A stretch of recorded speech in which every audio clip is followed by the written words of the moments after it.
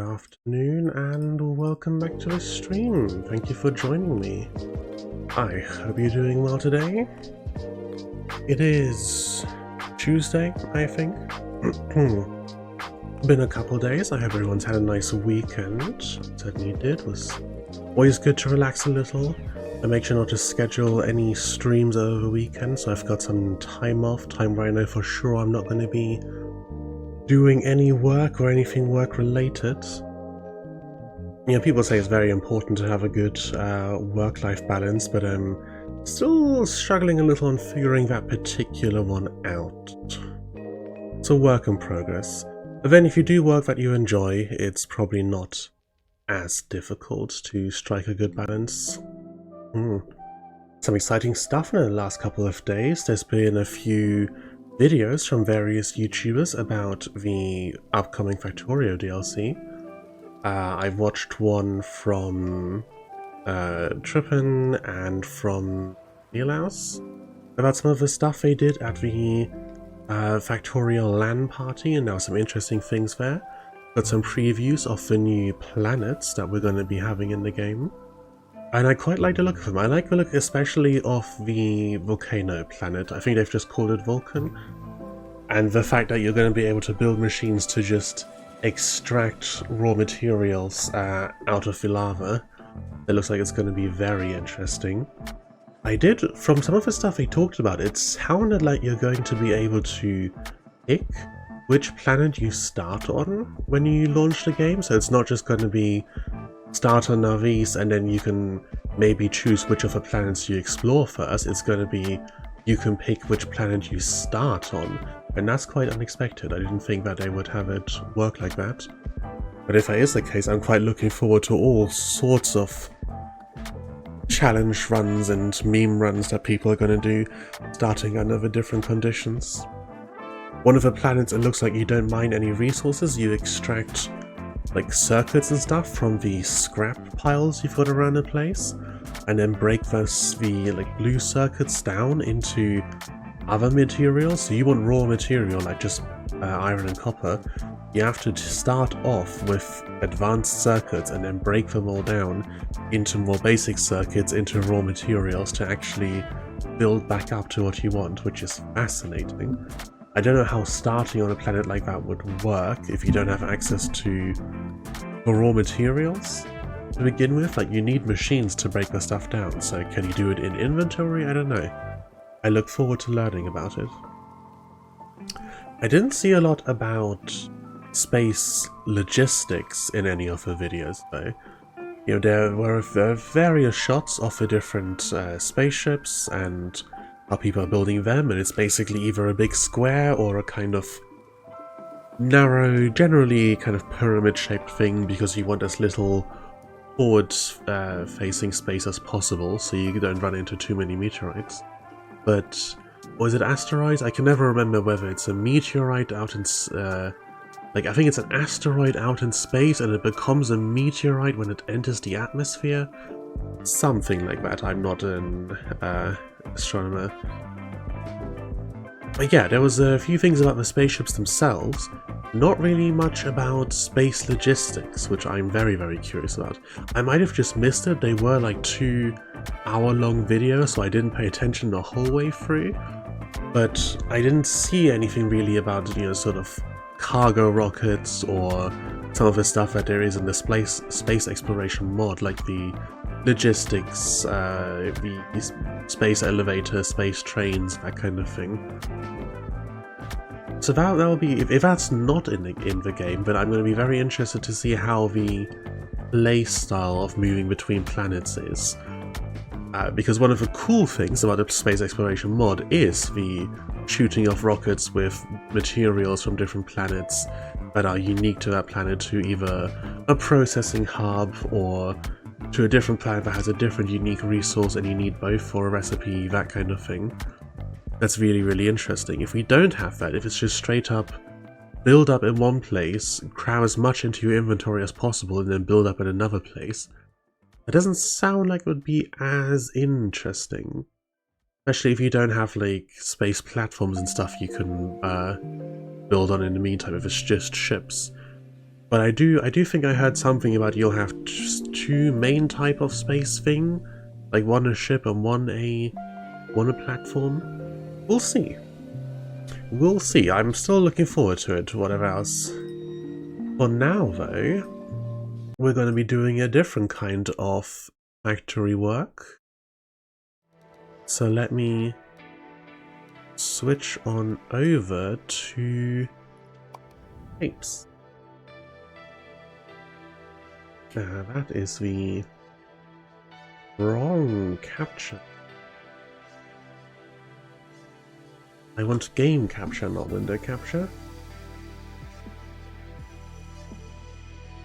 Apparently I'm not getting up. There we go.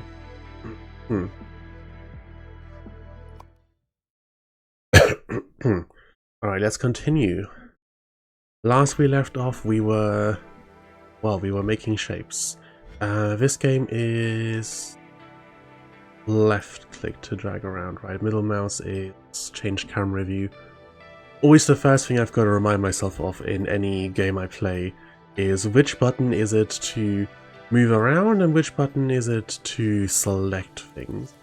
Because they do change between games. And it's always fun getting mixed up, like going between EU4 and something like this, or whatever other game I've been playing recently, and it getting mixed up. It takes a little bit to adjust. And as I say that, I immediately go to scroll over and use the middle mouse button. Okay, so we'd hooked up... Right, we'd hooked up these extra imports. We were bringing these in for shapes earlier, and then we had to go get some stuff from further away. Oh yeah, we brought in a second line of the blue and grey diagonal squares. And we brought in the first line of 3/4 red circles. And that's all getting pumped into here. Half of it's going through and going here into a combiner with blue squares to make these red circle on blue square. And half of it is coming over here to do the same, where we've got the diagonals coming in, being cut apart so that we just take the one blue corner, or both blue corners, one in this direction, one in that direction. Okay. We are using all of these, right? Like these are coming off here. They're getting split, not one side destroyed. And then half is going here to get split again, and half is going here to get split again. Okay, so we're taking all of the blue corner pieces in, combining them, making squares. Alright. That's all working away properly. Going not super fast, but it is steady progress. I would need another blue square source if I want to do more than this. These two are fully active, so I could only get another 2 out of here. Not terrible. There is one more blue square down here. Oh, there are also things further away. Is there a convenient blue square source anyway? There's lots of blue paint and some grey squares. But no extra blues. Fortunate. Okay, what else do we have going on? This and this are both not ticking up at the moment. This is ticking up, though that will still take a while. It's also the last layer of this particular one, isn't it? Yeah. And so is this. We get 8 science points for that, and then it's off the thing. Okay. We can look into doing this, maybe. Let's pin it. And let's pin this as well. Alright, what's not feeding in anymore at this point? This entire setup to the side. In my blueprints, I've got extractor and take the diagonal corners. Okay.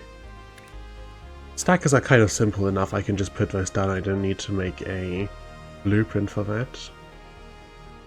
Here we're just cutting and then lining these up, cutting, lining up, that doesn't need to be blueprinted.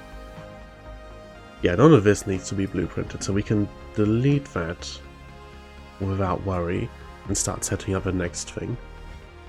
So, these little star points, half circle, full circle, another full circle? Oh no, square on the bottom. There we go, didn't spot that for a moment there. Alright, simple. If we can get the spiky bits in from somewhere, that should be easy to do. Over here.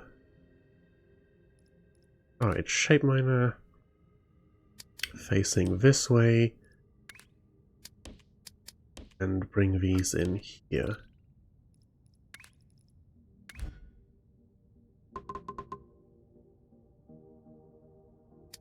We'll bring this in, cut the top bit off. And then that's already one step. Spacebar out. In this corner? Yeah, in here. Okay, now... this can probably pause for a minute. And then we can disconnect here and here, select these, and delete all. Yep, that's all connected to here. Cool. Always want to be very careful when I use the delete all function that I'm not removing a whole bunch of stuff I really want to be keeping. Alright, so here's 4 outputs worth of these. For now I just need to cut the top bit off and then send them directly into the vortex. So, cutting, and we want a half destroyer. Yeah. This is free to a belt, so gotta space this out a little, and there comes the first ones. Okay, this can come out here. 1, 2, 3. Like that, and then you can come forward a bit. 1, 2, 3. Another, we need a space in front, we need a space behind, and we need another space so they can actually go past. 1, 2, 3 spaces each time, yeah, so this can split up, this can come back together, and then it can go out. And these can split up, come back together, go out. There we go. Connect that, connect that.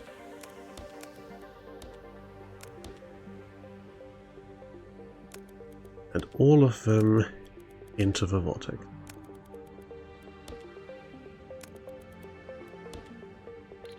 Okay. While that ticks, do I get the next stage of this pre-prepped? I mean, it's only half circle, circle, square, so we've got all the stuff we need right around here. Oh, I did accidentally delete some of these. Now that I'm looking at it.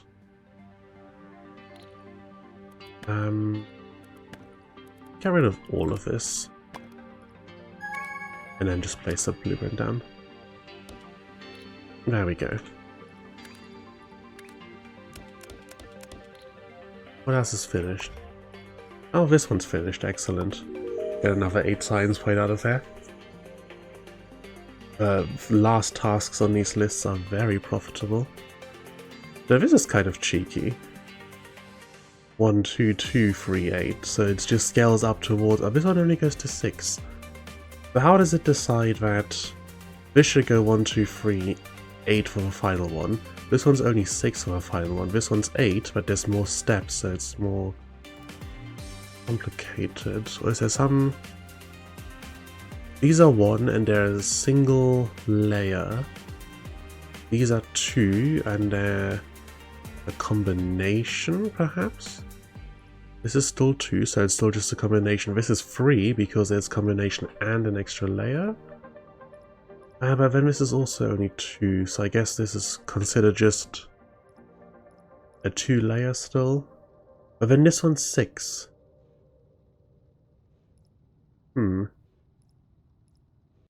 I think it's somehow meant to be a measure of the complexity of a shape, but I'm not entirely certain on what exactly it counts as more complex or not. 20 says 60 if we want to keep everything in line. We've also got the 3rd floor, that's going to be very useful.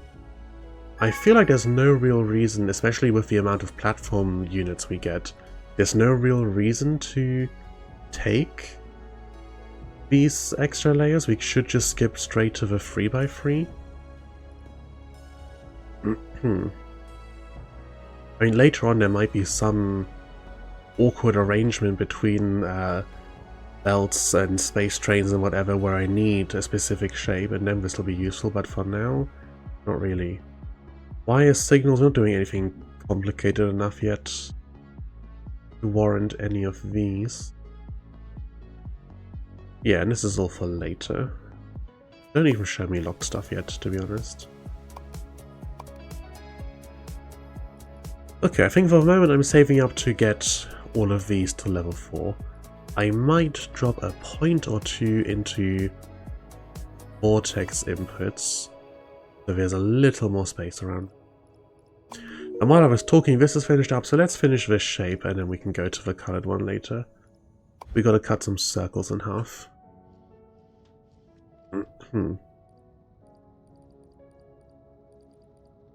So, all of this, delete. We have these halves coming in, so let's have... let's actually just copy this whole thing. There we go, bring it over here. Perfect, except not with the ramps. Alright, and these come straight out of there. Okay, half circles.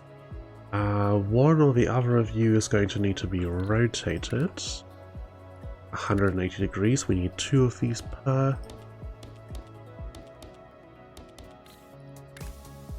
Let's get those in.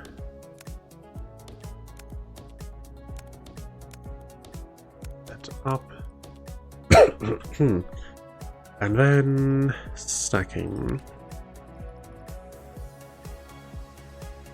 Do I want to be using the bent? No, just use these. Now these are 6 per full belt, and we're combining 4 lanes, so I need 4 sets of 6. 2, 3, 4, 5, 6. Let's build it once, then copy paste it. Coming in from this side with these, coming in from this side with these, and then going out down.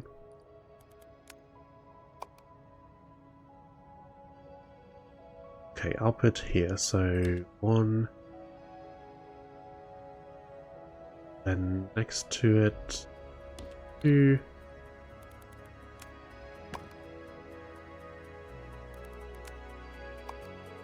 3 and 4, like so. Alright, you over up to here. That, there we go. Now this one goes slightly to the side so it's not blocking this input.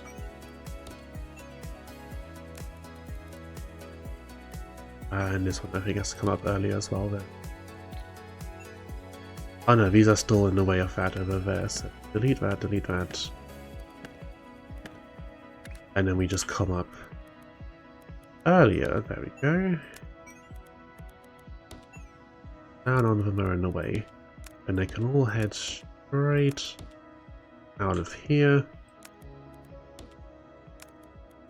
We just gotta connect these. Okay, that is now outputting half circle with pointy bit. Half circle with pointy bit, then the same thing but with a circle on top.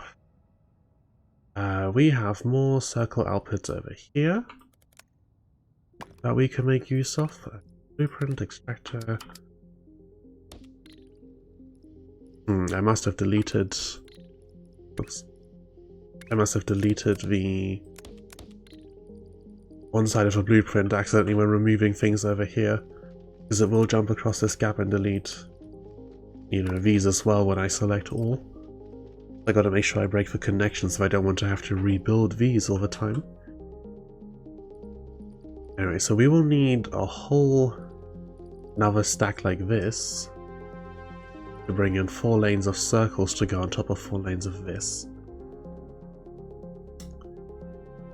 Might be a little tight doing that all in here. Let me move this here. Delete all that, then take this, delete it, flip it. I can put it here, like so.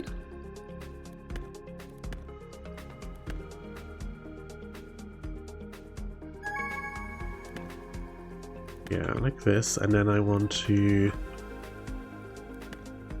bring these in here, this, and then hopefully fit all of this here a little nicer, and then still be able to get those out of there later, and just have a bit more space to work with over here. That's the goal. So whether it actually functions, this might be a little too large, fortunately. How to do it instead? Bring this further over. I have to leave at least the 1 spot gap here so I can get those squares out. Yeah, and this still has to... How to fit it all together nicely.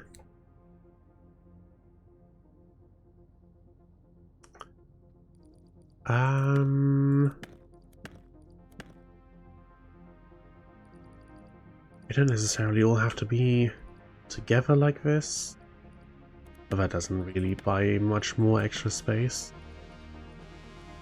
The ins can be tidied up a bit, but again, that doesn't really produce the upwards footprint of this whole construction. We can probably cut this down by 1, and these can put out directly into there.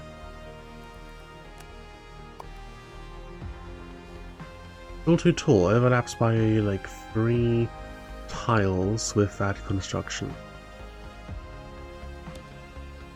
Well, this can surely go a little further over. Deselect that last corner piece. Yeah, because these belts can just come back around in this direction.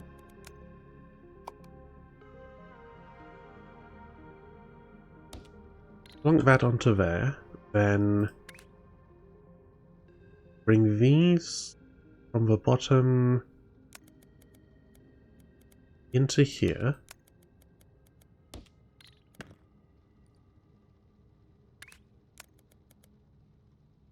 A little bit of a hassle, but I think this is necessary future-proofing.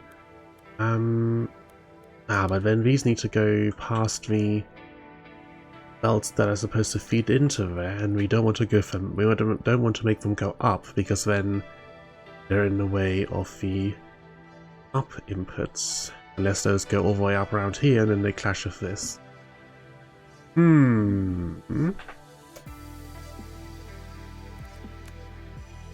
Maybe instead of how we've got it here, we take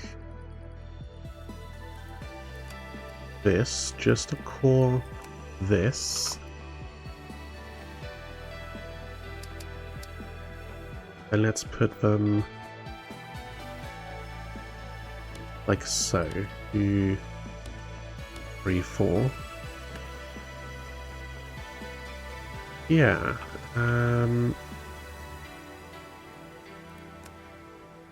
I center them like so, then all of them can go into the bit here with only 1 bit of space in between.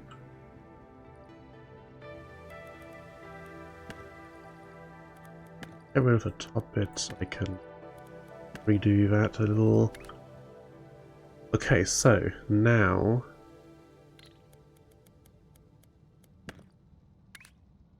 from these into here, you as well into here, and you into here, and finally this one into here. And then this whole thing one step back, and also clean up this little mess that's happened down here. Yeah, one step back, and then over and up and connect. Over, up, connect, over, down a little, I guess. I can't believe they ask you, they give you a little tick box at the beginning of this saying, I promise not to make a spaghetti factory, as if such a thing is even possible. Factory games are made from spaghetti.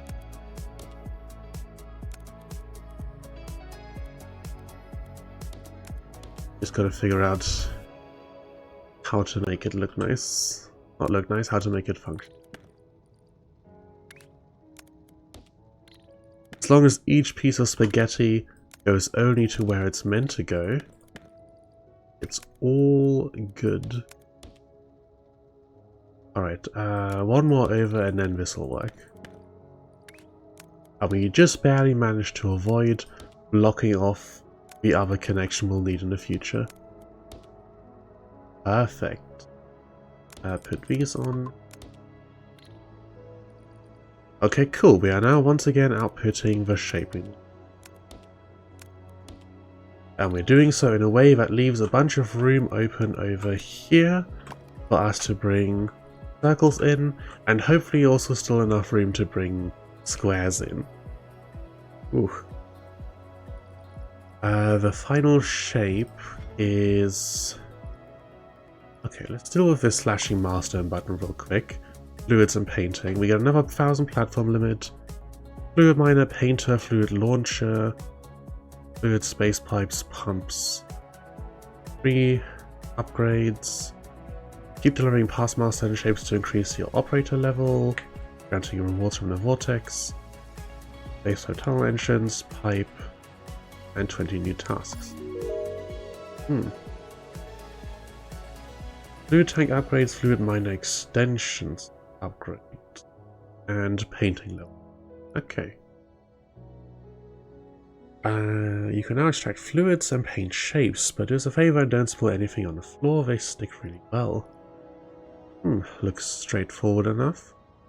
Takes up more room because you've got to have a pipe network next to the shape network. So this will keep picking up. These are the milestone tasks, and we can just keep delivering them to increase our operator level, and the additional rewards increasing your operator skills.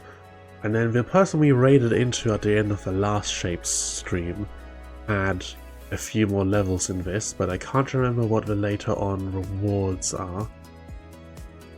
But we've got this up and running, so I guess we just kind of leave it there. It's not the fastest or most efficient, but over the finite tasks, okay, it does say infinity here, but with the finite interim goal, if we just keep ticking away at it, we'll get there eventually.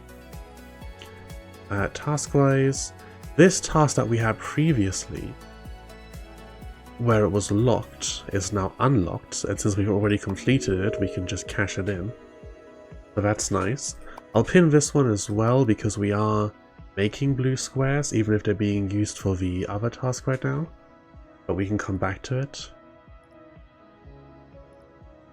And then all of this. Let me take a sip real quick.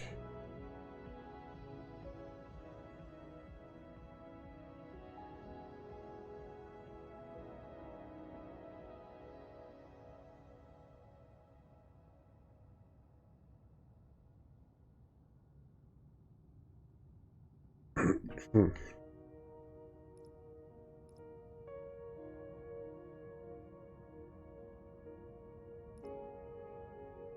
don't know if I need to upgrade this as well to keep up with these. But then there's only 3 levels of this, and there's 5 levels of the others. Alright, let's stack our circles on top.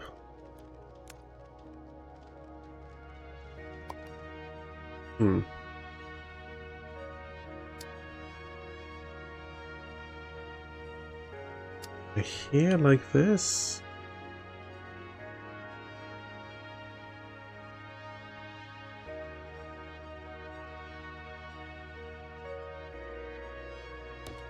Like so, I think.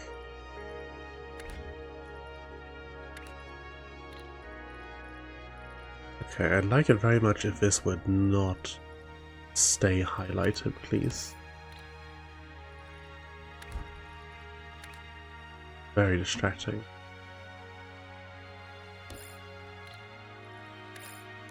Yep, tutorial, cool, thank you. I feel like if you reach this point, you probably figured out enough of the game to be able to do this without a tutorial.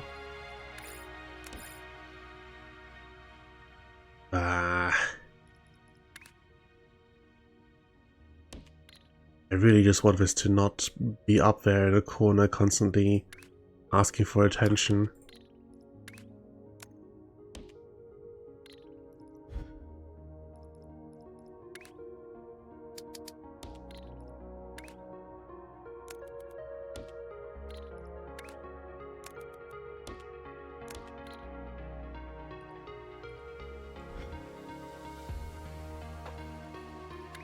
Okay.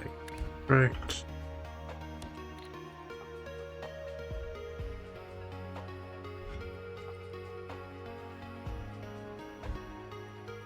Okay, that'll take a minute to sort itself out, but then hopefully the pop-up should go away.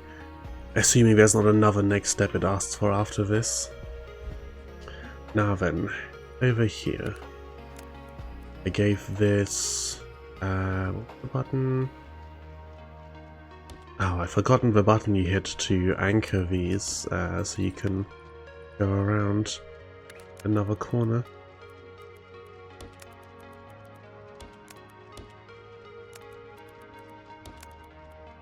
Anyway, I deliberately left 4 spaces over here so that there are enough slots to come in with this. And then we bring these outputs over as well. This is going to be a little bit more of a chore to get out of here, because I've got them all right up against the edge. I can bring 1 and 2 easily enough, but then how do I bring out another? Can't go over this. So how do I do this? Can't really go back either because these are here. I could do this a little bit further forward and then slink one through here, but that still leaves 1 more with nowhere to go.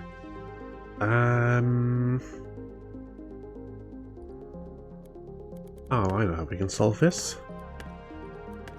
We can bring this one and this one out down here and just reverse this. Oh, there's a connection under here. Okay, restore that.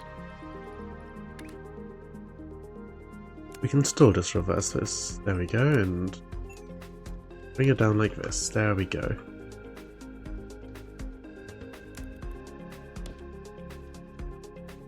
This, and this, and this. There we go, that's 4 of them. Now let's do a little bit of pre-planning. We want to be bringing these out.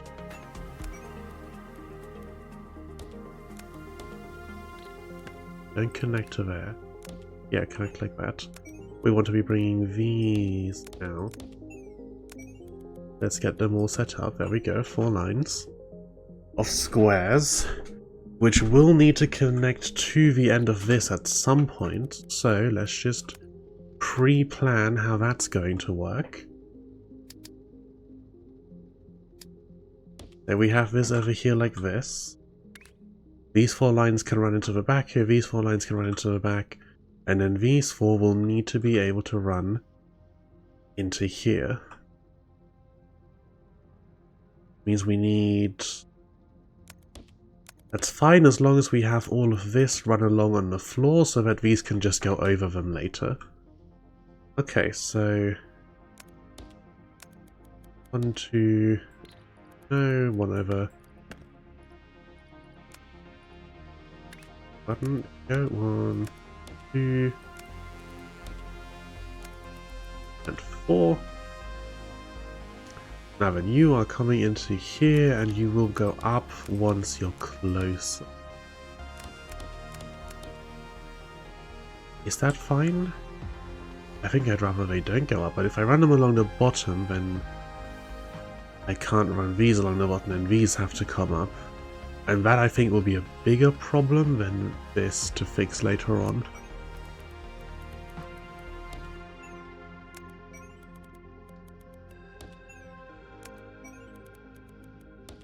Okay.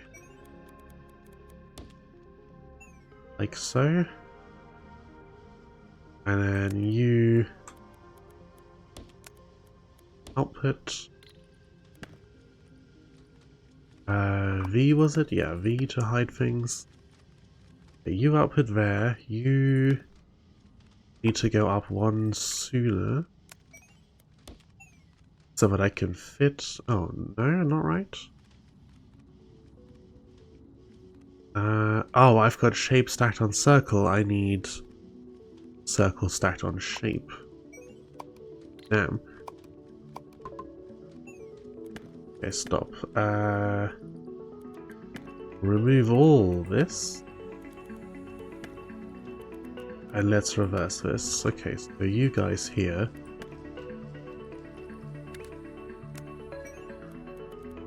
You need to run along there.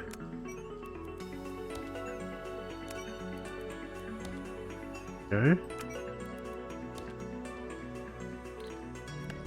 And then we need to fix this where it's trying to send one off of the end.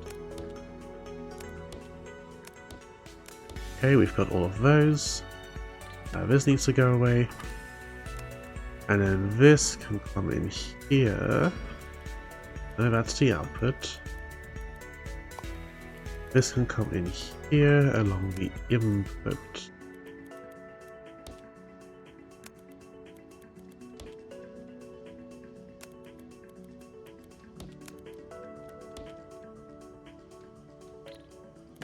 And then we just need to figure out how on earth we get any of this into the vortex itself. Because there are... I know, there's nothing above any of these, it's only above that bit. Okay, you can run straight into there. You come out and, for safety reasons, run far back as possible. I'll just go in there and I'll have to rebuild the entire thing later on anyway, so let's just get these in. Let's just get these in and then we can fix it later. I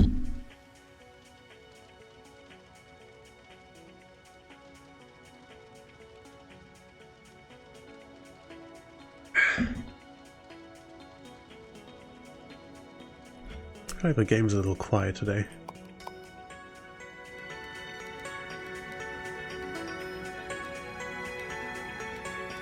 Why can I not go to 75%? Only evens? Oh, that's torturous. That's absolutely torturous. Okay, no, we'll do 70 then. I can't do 74.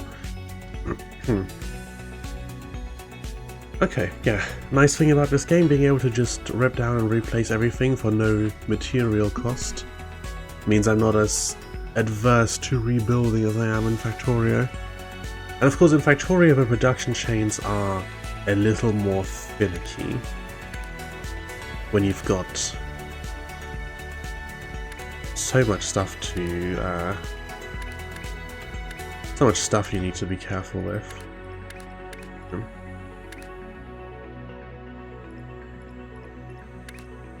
all the different inserters and splitters and underground belts. You've got different layers here as well, of course, but it's just not quite as finicky since you're not putting it through a dozen different machines. You know, the stuff like the splitting, cutting, whatever would just be part of the belt logistics in Factorio, and then you'd still need to put it into assemblers with a dozen different in and outputs. This is messy, but it's not a complex sort of messy, if you get what I mean. Okay, so these are all going in here, and then later they will come out and go to the right and go into the top of this. Yeah, and the squares go in the bottom. So let's get the squares over here. See?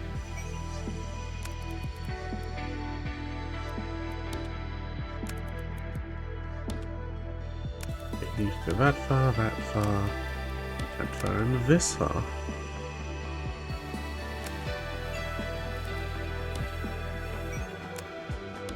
No, one too far.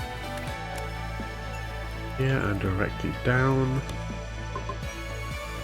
Here. Down.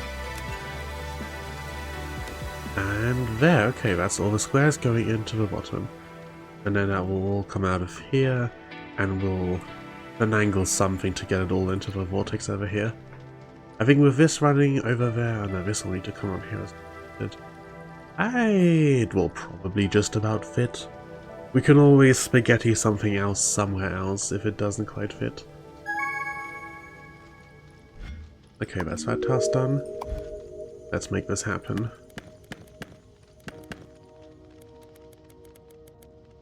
All top it. All go over here. I'll start with this one really because it's going to be the one that's the most likely to end up in the way.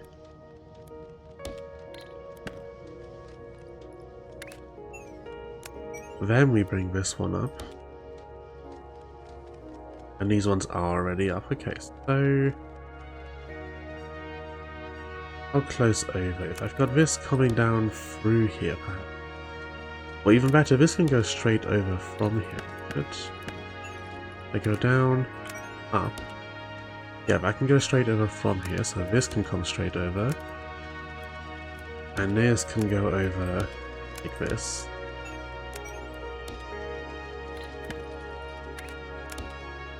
There we go, we've got them all roughly out of the way.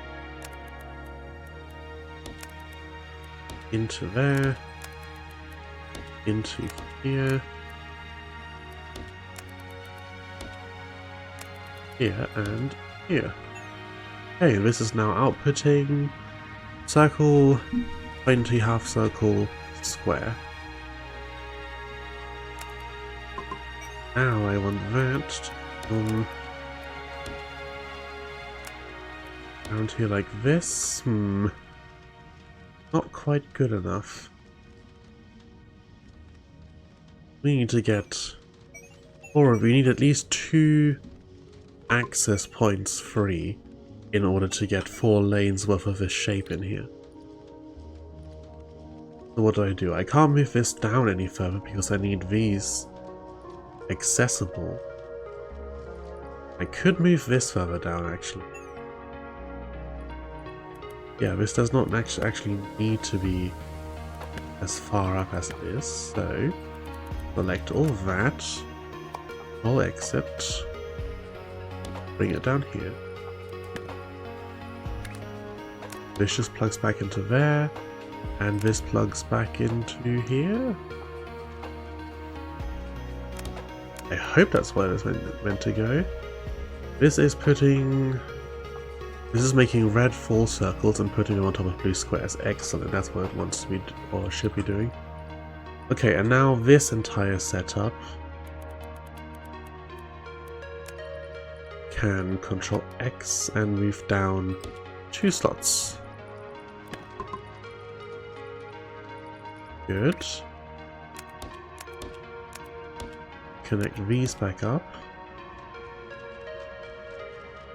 Can I make this work? This needs to go in here, this in here,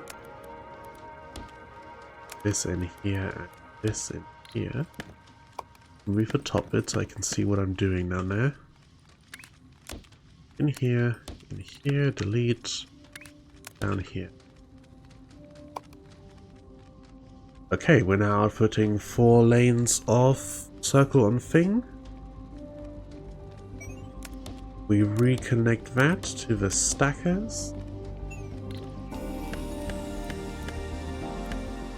The stackers are still connected to here, which means we're still outputting this. There's one over here that's not quite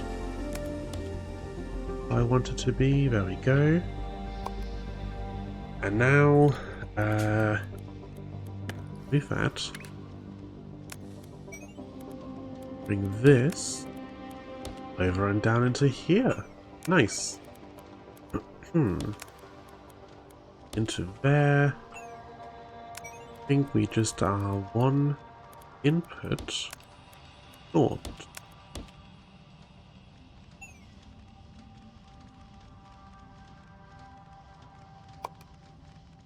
Room under here to do things a little differently.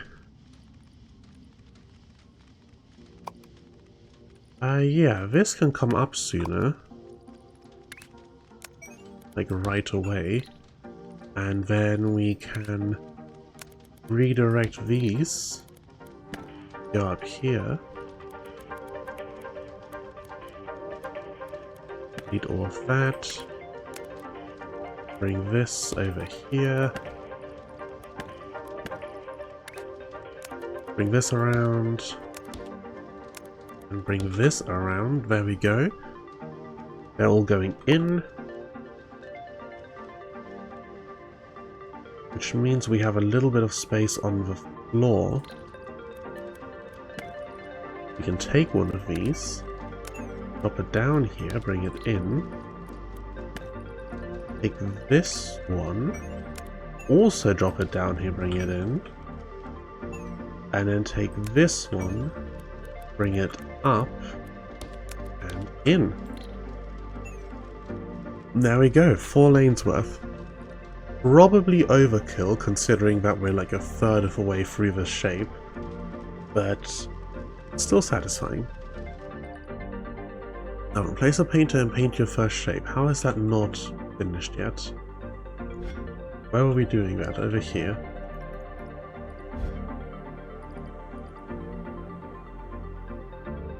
Oh, because the lane we were trying to take from is not the lane that's actually supplying.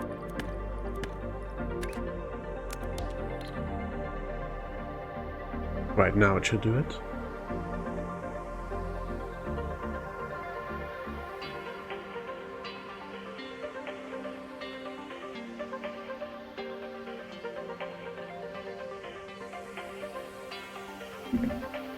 And that's the last of my drink. Really not been getting enough liquid recently, I think. We can now remove all of this because it was only there to get rid of those pop-ups. There we go. I get the incentive from a developer for why they did that there, but I feel like we're a little far in the game for that kind of do this now in this order tutorializing. Okay, we can now pretty much delete most of this. All of this is for stacking together that shape that we're no longer producing. So here, here, and here. And then we delete that bit. And then we have 4 belts worth of top bit grey, bottom bit blue coming in. Okay, so where else are we processing that? Here. Here is 2 belts worth of coming in. Okay, so this setup turns 1 belt into just corner pieces. 1 belt of top bit blue. And this is top bit grey, so we'll have to turn those around. 1, 2, oops. That was wrong. Grab this again. 1, 2, 3. Not quite enough. Redirect this belt. Cool, that task is finished. Let's not pin anything else right now. Alright, 1, 2, 3, 4. Move it so it's as far down as it'll go. Okay, and then we'll have to switch the rotators around in a moment. But let's just get these plugged in first.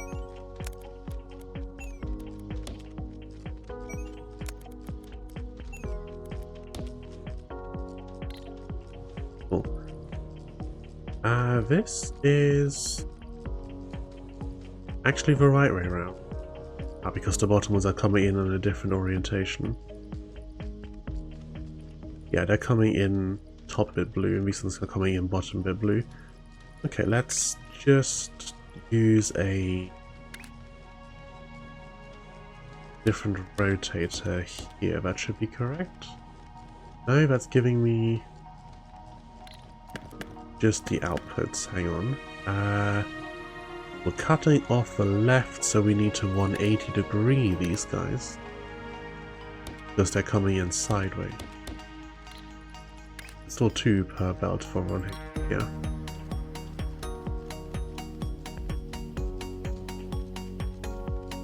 Nope. Let's feed this indirectly, maybe? Give me a trash square at the end of these.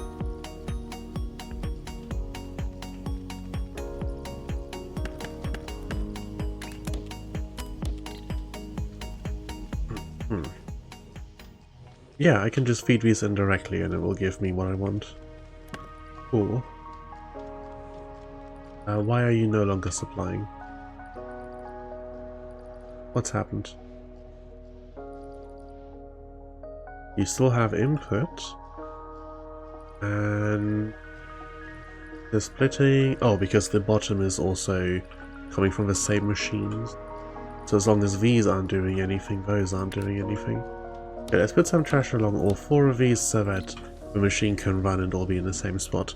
That serves no practical function, it just is satisfying to me. So that gives us 4 squares, which we can bring together in some stackers into a single blue square. At that point, we're kind of making life more difficult for ourselves, aren't we? At that point, it's surely easier to just take some paint and a rectangle and make blue rectangle. Squares, rectangles, whatever. Right, like this is just making extra work for ourselves, trying to stack all of these back together into a single shape, especially with how much room stackers take up. We can delete all of this at this point.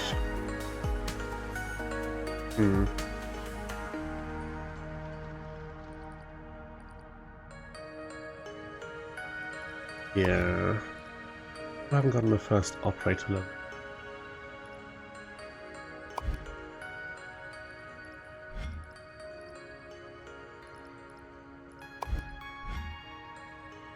Okay, let's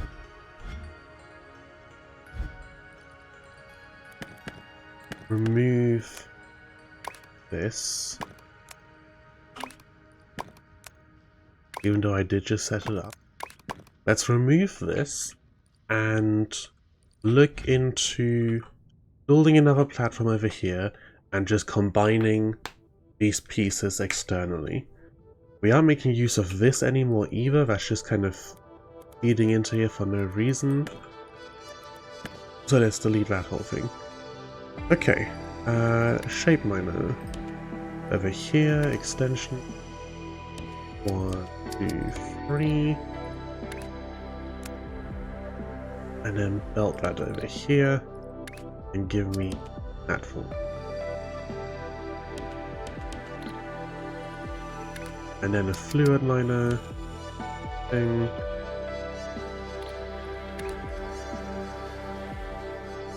Oh, we don't have the thingy.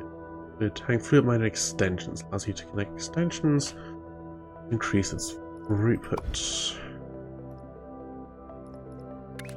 Well, we're just gonna put more fluid liners then. Can I feed pipes into it? Yes, I can.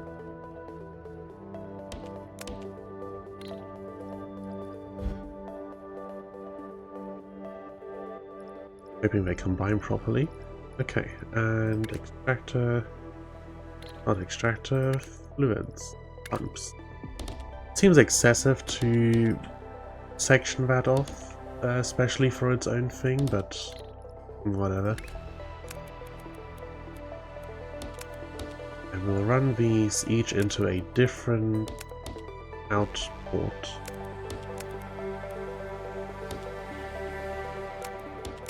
I don't exactly know how the combination of pipes in space will work.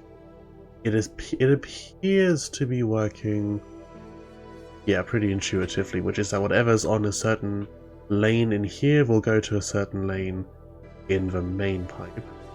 So putting them all to a different in, we get 4 lanes of paint out.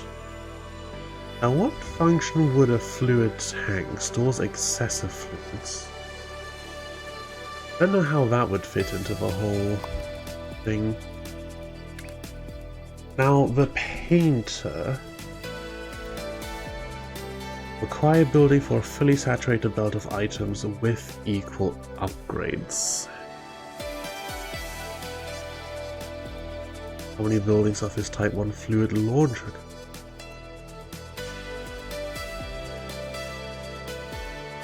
With equal upgrades.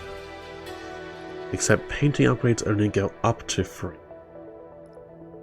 Whereas other upgrades go up to 5. Means we might need to start actually doing some maths and figuring out ratios.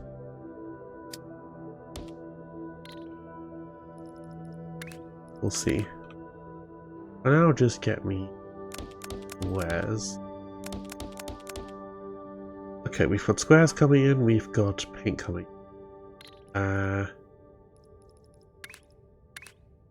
Painter. Repaint inputs. How many buildings of this type 1 fluid launcher can supply? Okay, the launcher is basically just a belt. So 1 pipe supplies 4, same as 1 belt supply.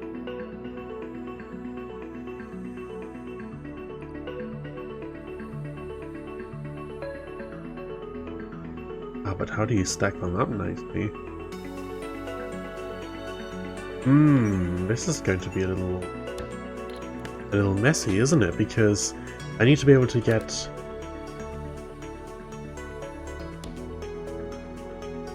Oh. It's not like the rotators or whatever, where if I need 4, I just put 4 and then split the belt up. I mean, I can still kind of do that here. 1, 2, 3, 4. Belt comes in, splits up. But now, how do I connect them?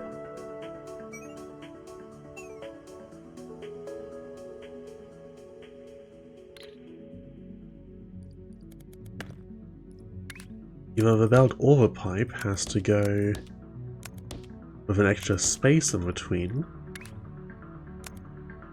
but I can bring these in.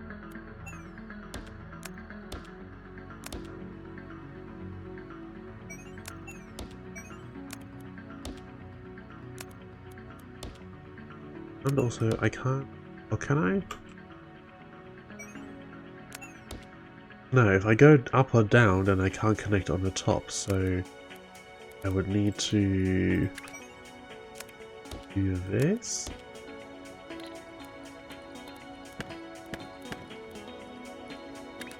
Oh, this gets very messy very quickly.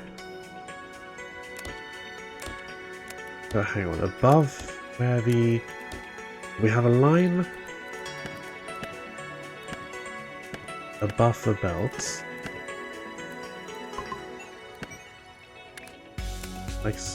Like so. So we've line one over, and then we go over and dip, and we do that in each one. This comes out of here, dips, comes out of here, dips, like so.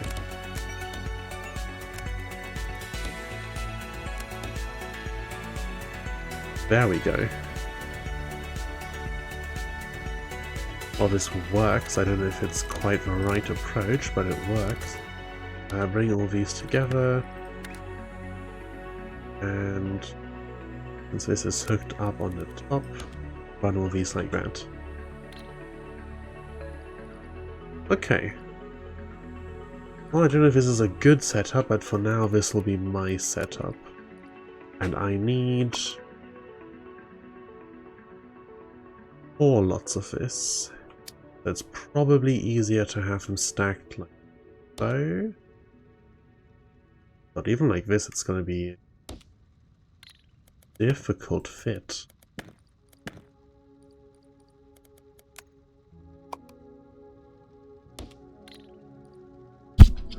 Oops. Just knocked my microphone noise guard, or pop guard, whatever this thing is called. Okay, no. Grab one out of the middle. They don't have to be all lined up right next to each other, do they? They can just do it kind of like this.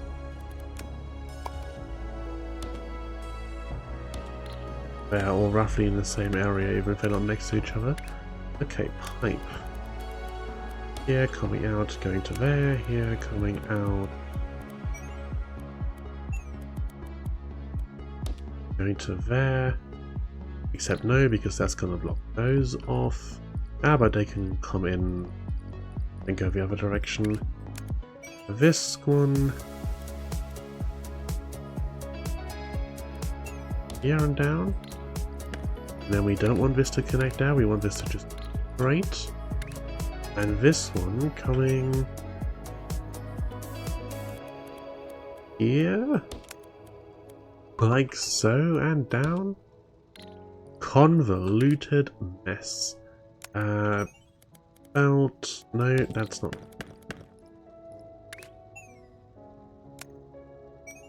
Need to go here. Good. This one over again, that's the output, not the input. This one can go across.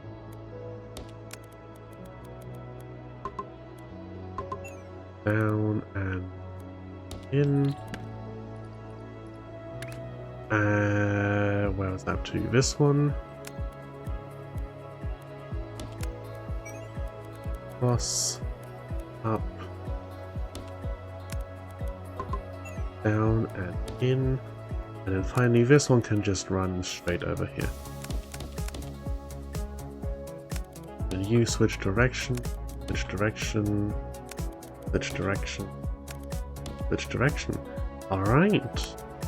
Send this over this away, up, down. You as well over here. You over in here. You where? Okay, we've just about got enough room to also send this. There we go. 4 belts worth of blue squares. Part of me thinks I should blueprint this so that I've got a painting setup made. Another part of me thinks this is an atrocious combination of pipes and belts, and I should absolutely not be blueprinting it. Let me put a trash on each of these, and then show me how well are we handling production here. We seem to be producing steady belts. Because I wasn't quite sure if this, with its upgrades, would be fast enough. Right, if a level 1 painter with level 3 belts and stuff would provide enough speed and painting to saturate the belt after it, but we're getting a steady flow, so I guess it does. Now, I don't know if that's a good thing necessarily, because it means that I'm not understanding something here. Required buildings for a full saturated belt of items with equal upgrades 4. Buildings per fluid launcher. How many buildings of this type one fluid launcher can apply or consume? Tapes per minute, 30. Plus 0% from painting speed. Liters per item. Max fluid consumption. Painting upgrades increases items per minute on the painter, and the capacity of the pumps and the fluid launcher.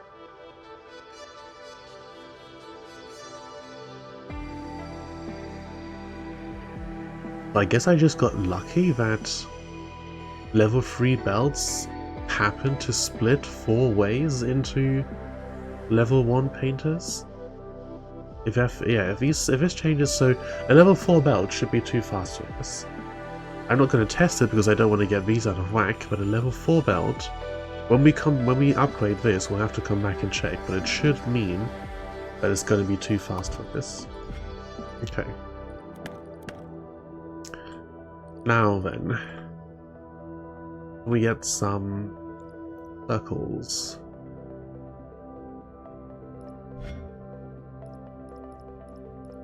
Yeah. Let's get some circles. Tape miner and blueprints, extract a bunch of these and the space belt.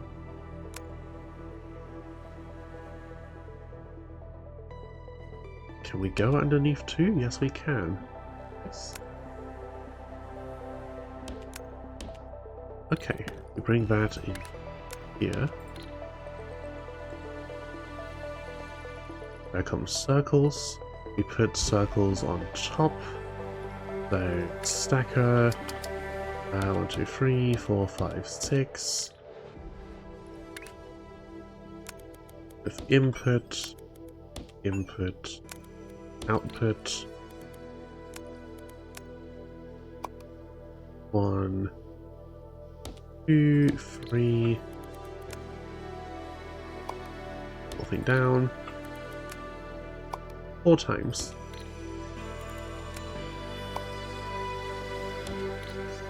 Cool, what needs to go on the bottom? The squares need to go on the bottom. The music for this is quite nice. Remember, I've got a playlist of playlists, I suppose, that I use when doing work or whatever, and there's one mix on there that's very similar to this. Nice music, got a kind of sci-fi feel to it. Very light-hearted sci-fi feel to it.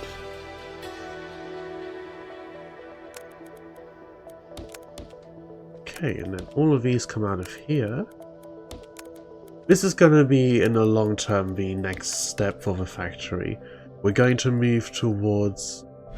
Eventually we'll get rid of all of these around the main box, I think, and move to a setup where we're producing shapes remotely, and only the finished product actually gets shipped over to the Vortex.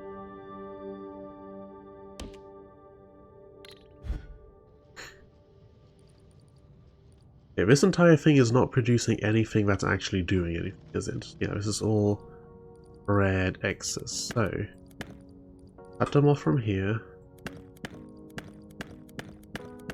Cut them off from here.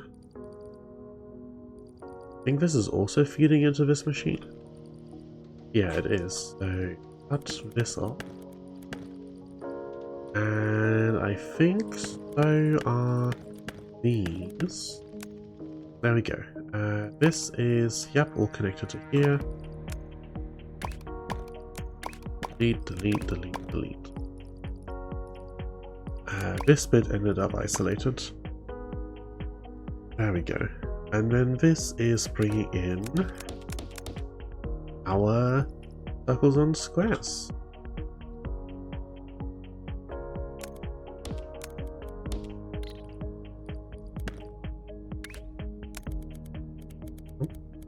We connect these. Here, run those right over.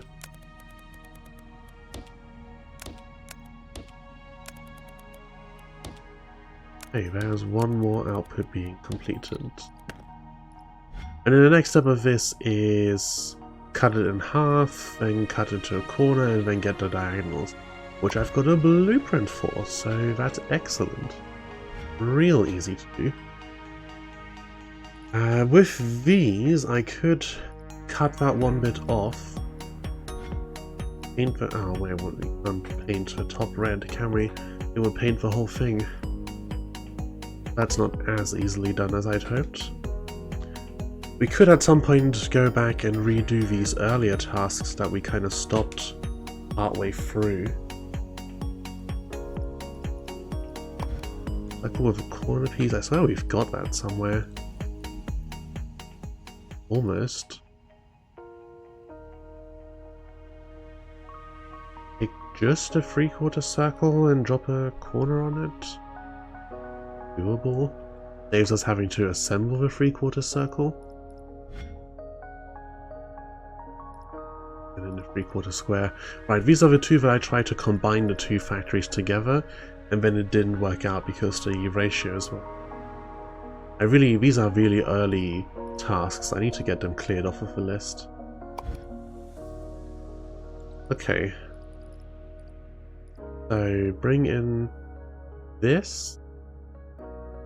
Drop a square and a corner, and then combine with circles twice.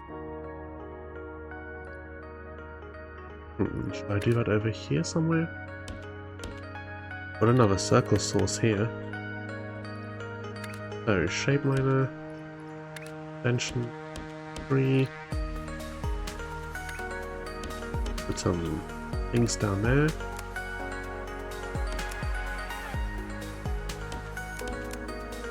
Okay, there's circles. Blueprint. There we go, extractor. Put that in there. I'm not entirely sure about the point. I mean, I guess it's nice to have a little bit of space in here. You could do a slight bit of pre-processing before you send them along the way. Maybe I'll appreciate this more later, but for the time being, this kind of just seems redundant. It would be easier if I could just place down the machine and have the stuff come out directly. Okay, so those are circles coming in from there. Let's grab these from over here. Oh, wrong thing. 1, 2, 3. Let's grab these from here. Factors on there. And we'll bring these in. We will get the...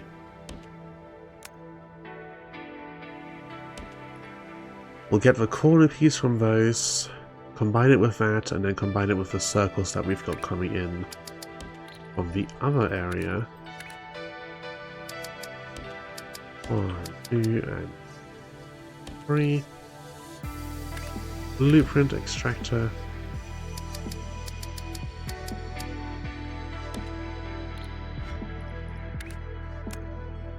And this. Okay. So, maybe I need to rearrange this a little.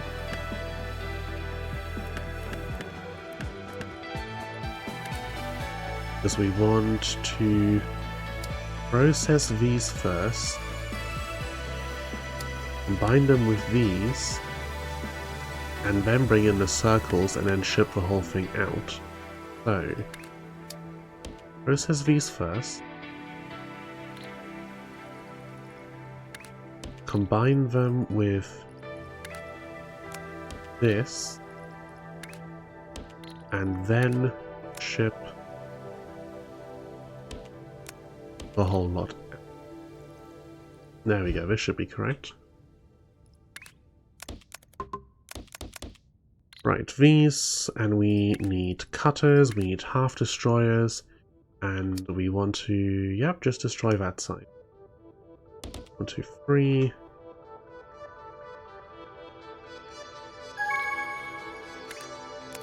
Like this and like this.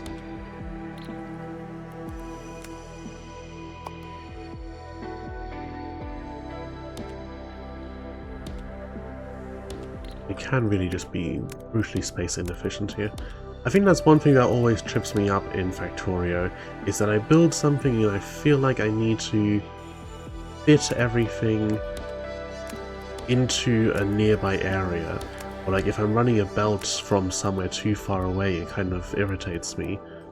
But really that's silly, because the belt will fill up all the same, and it's functionally not really any different whether it starts nearby or starts ages away.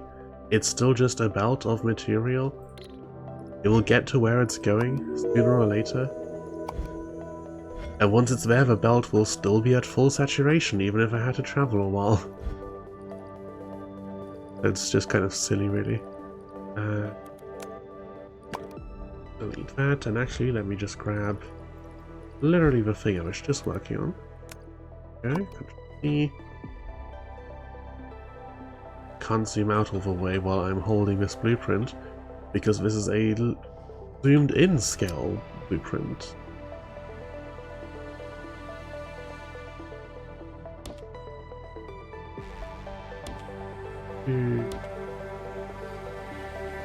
Actually, since we're operating over here, it's probably easier to just do this, isn't it?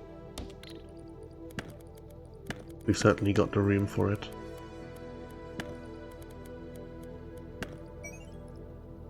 There we go. This can go down here. Down here. This is all up now. This one here.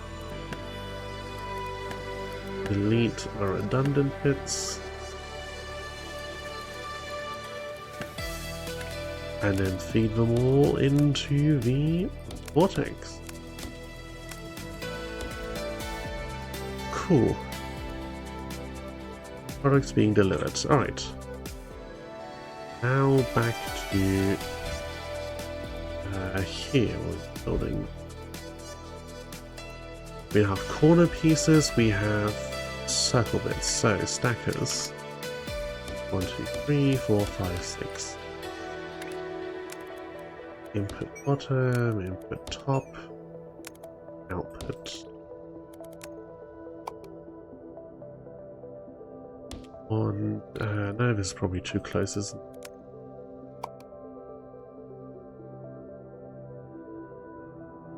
One, two, four.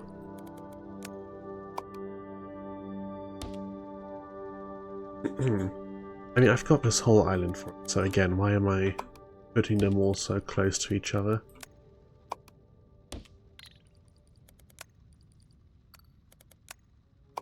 When I can just spread them out a little, and it will make my life easier.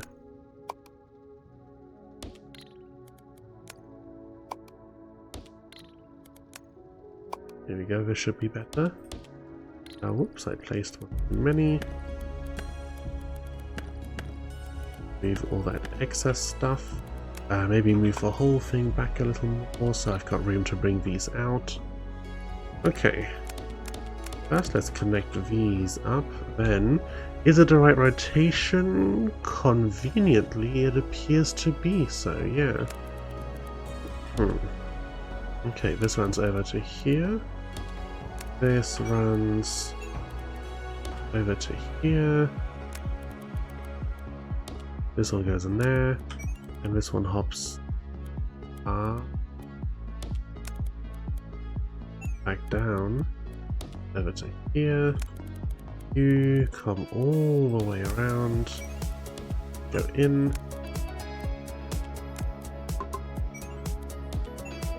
There we go. Really make use of all of this space since we've got it.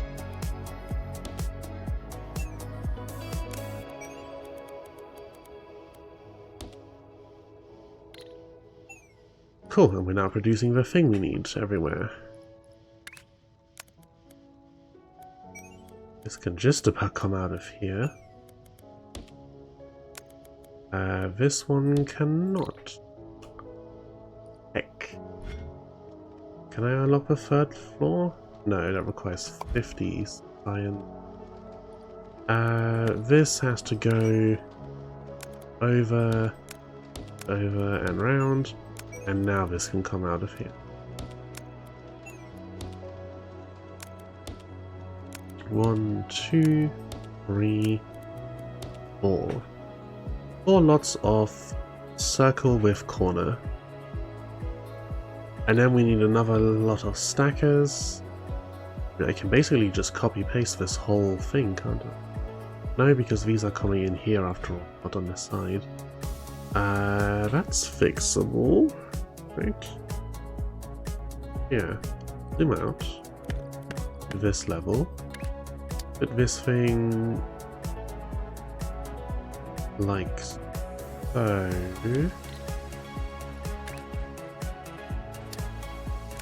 Belt from here going into the side. This belt from underneath. Can't turn directly after dipping down, okay. I go here first, dip down, come back out, go in. And there we go. And now we copy paste this entire setup directly onto here. What are we outputting? We're outputting circle on top of a shape. Okay. We bring that along, we run it into what goes in the right goes in the bottom. So if we put this not here, if we put this like here, build another extractor here. 1, 2, and 3. Blueprint, extractors. Connect those up. We bring this out, run it into here. Alright, I mean, organization-wise, this is an atrocity. This is spaghetti of the absolute highest order. Functionality-wise, it creates everything we want. All belts of it.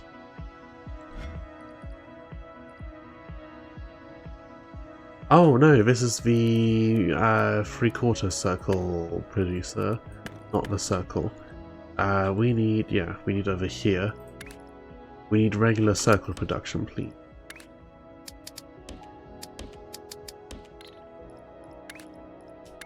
These.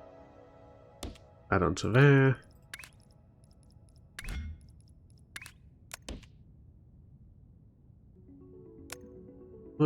All the way over around here, down into there.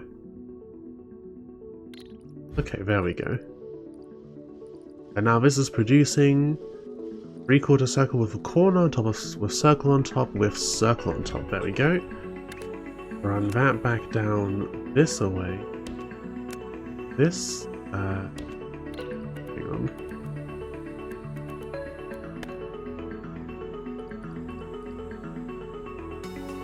Remove this temporarily. I don't know if we need that back at some point. There we go, to bring that into here. And then give me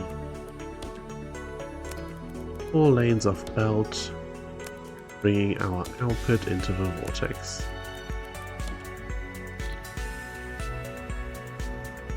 Good, that task will finish then.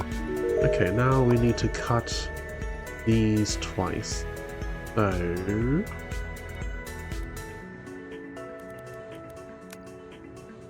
Control C.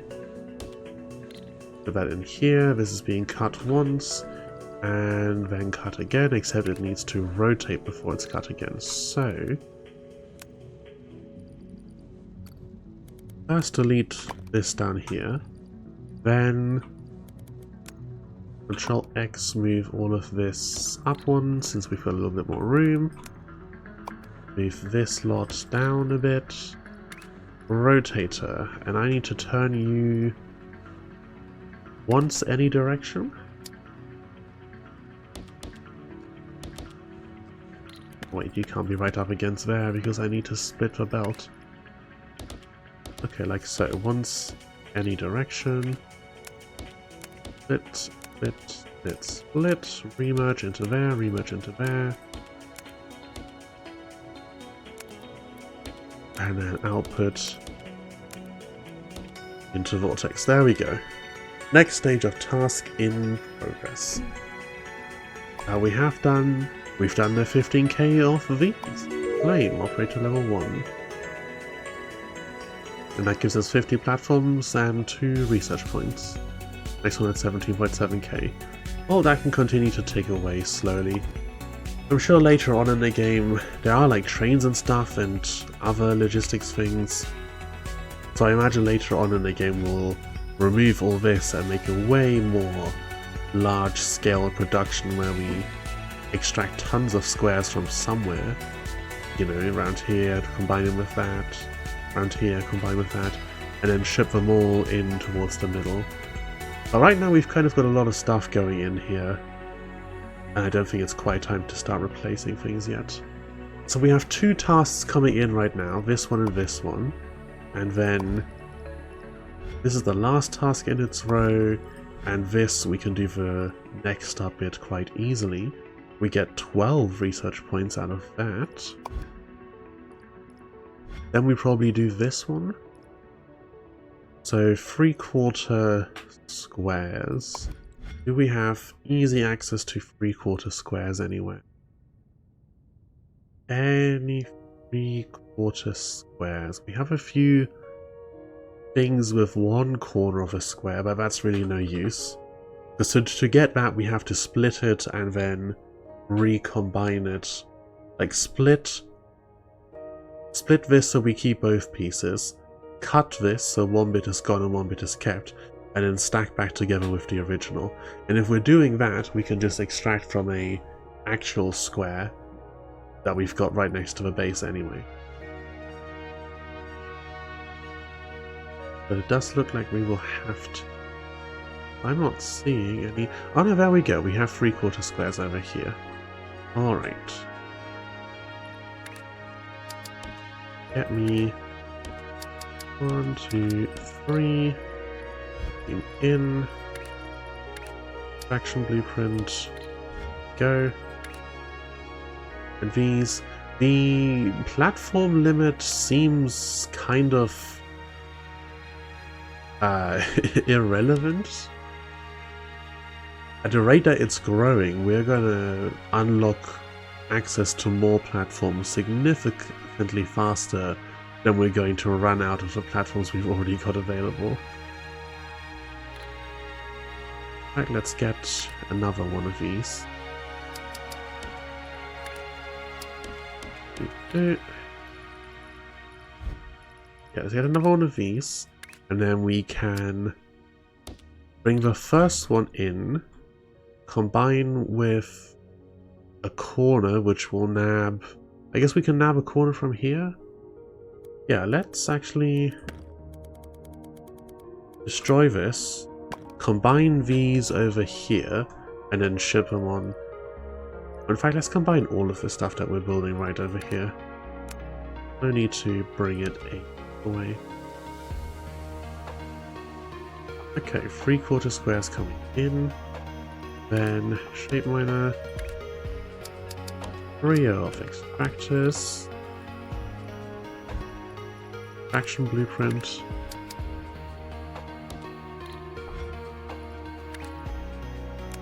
Base belt. Okay, so first, this comes onto here, and we need to cut off half of it, so that's easy enough. Move these out onto a belt. Cutter, we want a half destroyer. They're conveniently already lined up, so 1, 2, 3, 1, 2, 3, 1, 2, 3, 1, 2, 3. Hit this one. Hit that. Go a little lower.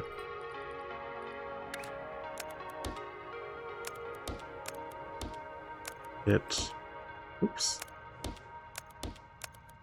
Hit. And then recombine them.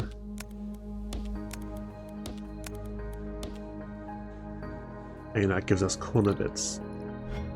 And this is done. Okay, we need one more layer of circle. Let's go back and sort these out quick. Since they're already so close. We need one more layer of circle on top of this construction. It's easy enough to do. We extract more circle from over here. We have such easy access to it.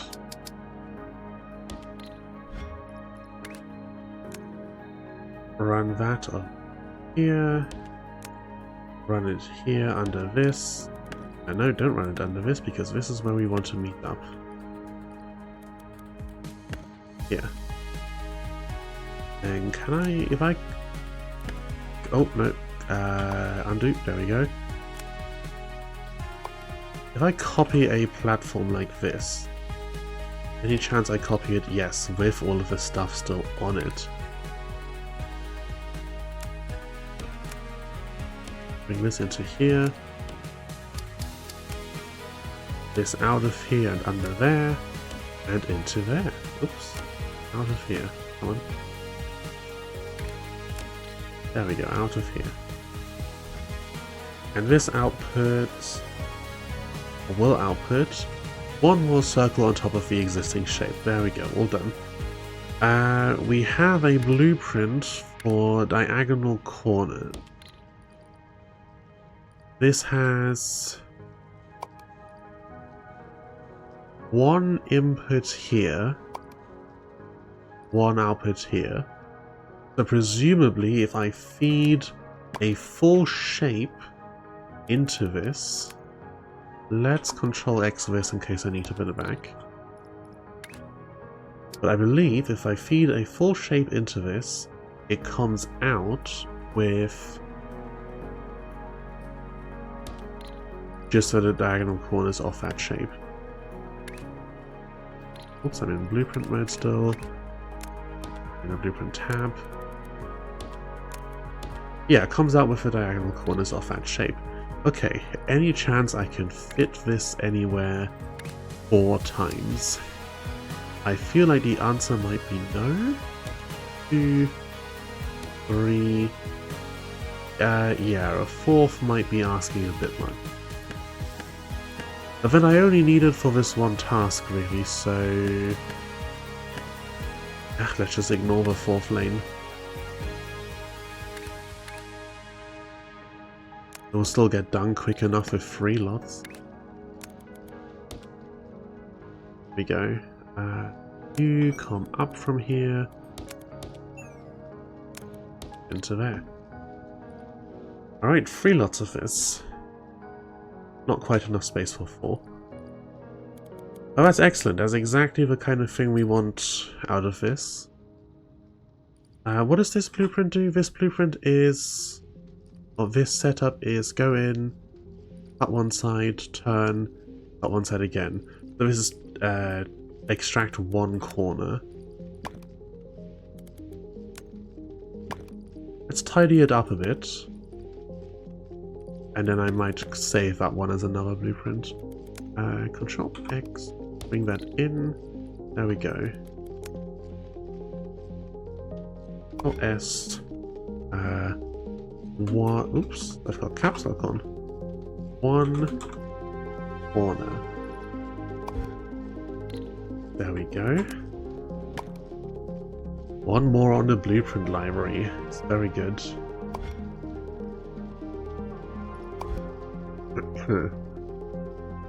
Okay, this is getting done. These are just arriving now, so this is getting done. Next up, this one. We need... Right, we were doing that way off over here.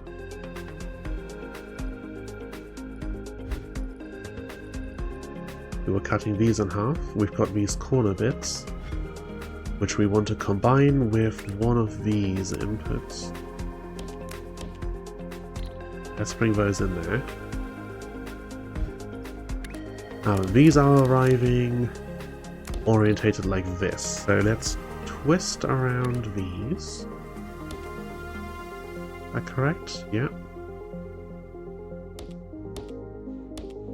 Twist these around so they fit. Split, rejoin, split, rejoin, split, rejoin, and then stackers.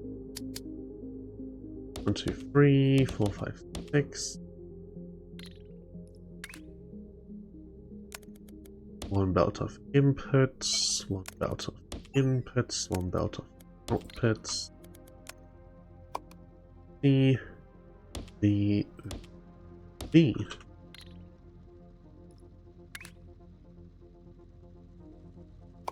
We again hide this. Doesn't matter which goes on the top or the bottom since they go next to each other. Hello, Snafton. I've been playing this since you last played and I'm extremely fond of the swappers as one level hackers. Also, I feel like a genius every time I use them. It is immensely satisfying in a game like this when you finally figure out how to do a certain thing, or when you solve some logistical problem in a really, really neat way. It's great fun. I think that feeling of satisfaction when the whole thing starts running and you just see all of the belts slowly fill up with exactly the right thing is not the only reason, but one of the major reasons I play games like this. I think the people who make them also get... hang on, have I taken the wrong bit of this?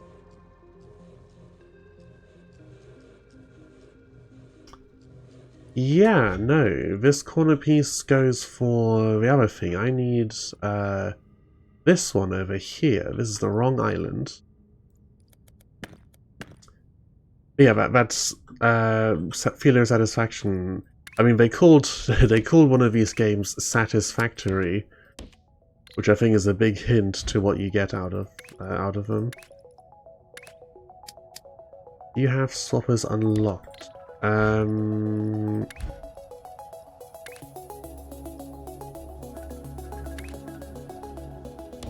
Yes, though I don't think I've actually used them yet. Swaps the west halves of two shapes. Okay, yeah. I should really remember that I actually have those, because that would be useful in a few different cases. I'll try to keep that in mind.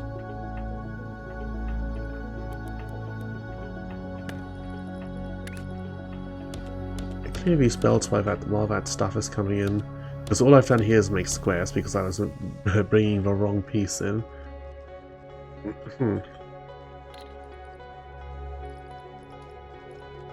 Yeah, swappers. That will definitely need to remember that. Not for any of the shapes I'm doing right now, but in the future. Okay, unlock that. More points. 50 points. I could start looking at a third floor. I could also push to 60 and get belts, cutting and stacking upgraded another level, though that could put it out of whack with painting, which would be a nuisance. Wire, fluid tanks, fluid miner extension. I'll hold off on anything for now until I feel like I need something.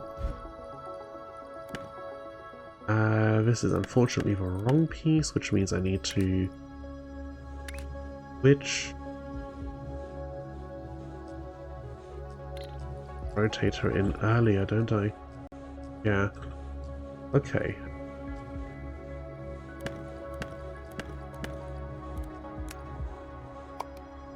Control X that, put it down here.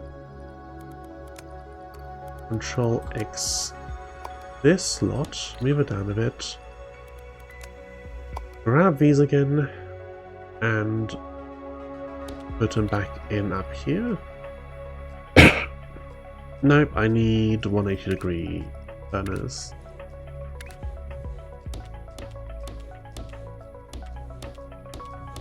There we go, now we have the corner bit that we want.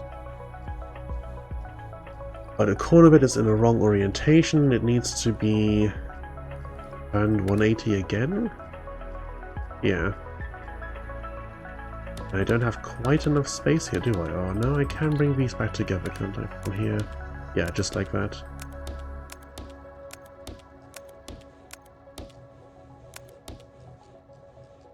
Okay, I think we're now... There we are, we're now making the correct shape.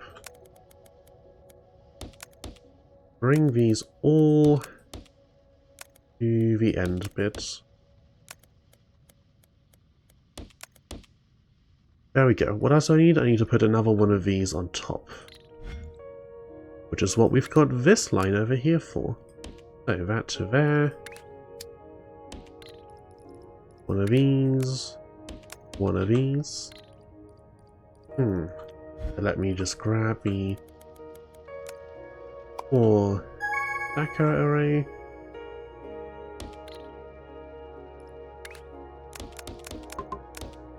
And these need to go on the bottom.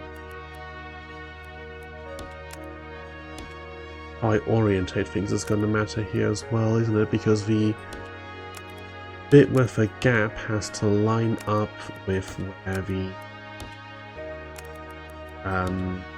rounded piece is on these. So the gap is in the bottom left, the rounded piece is in the bottom left, no need to change anything. These can just go straight in.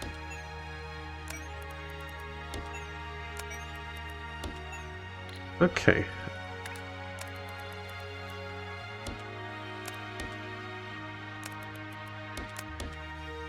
All can go out of here and then over to the vortex.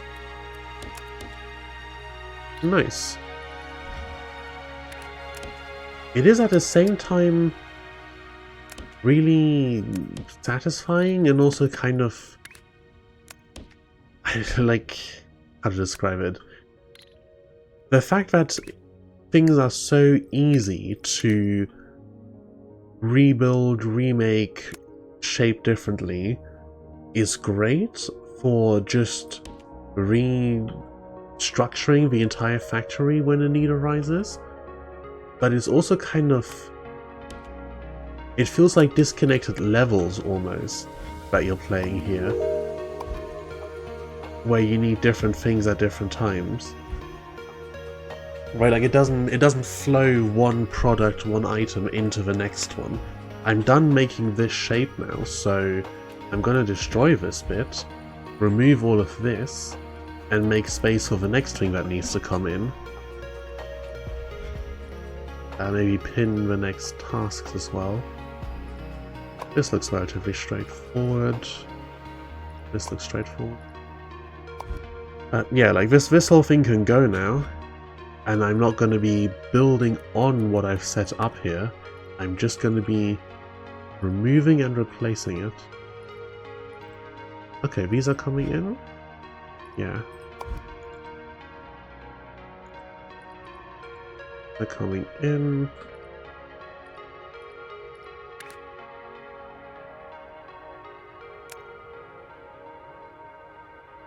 They can go like that.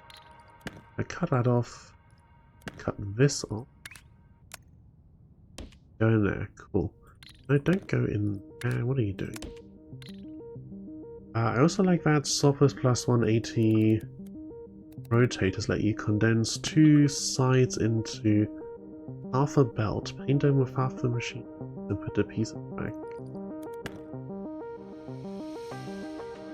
Hopper plus 180 rotator. Bends two sides into...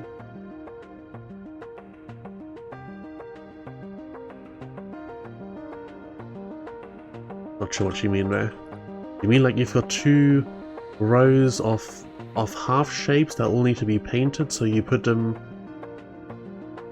No, because you need a... So two inputs of half shapes, you want all of them painted the same color, and instead of setting up painting for both, you combine them, paint them once, and then split them again? Is that what you mean? What are we delivering here? This shape, and that needs to go into the machines. So this setup, this came from a blueprint. I can remove all of it without worry.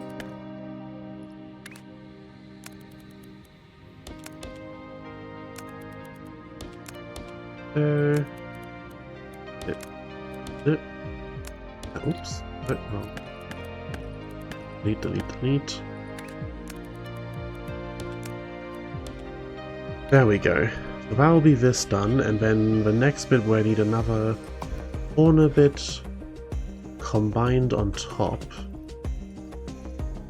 which I'll need to do here before that feeds into this. So let's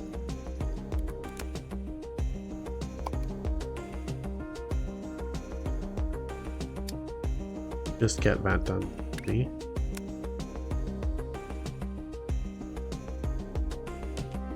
This can come out of here and here. Control C this. Put it here. The thing that feeds in the top goes underneath.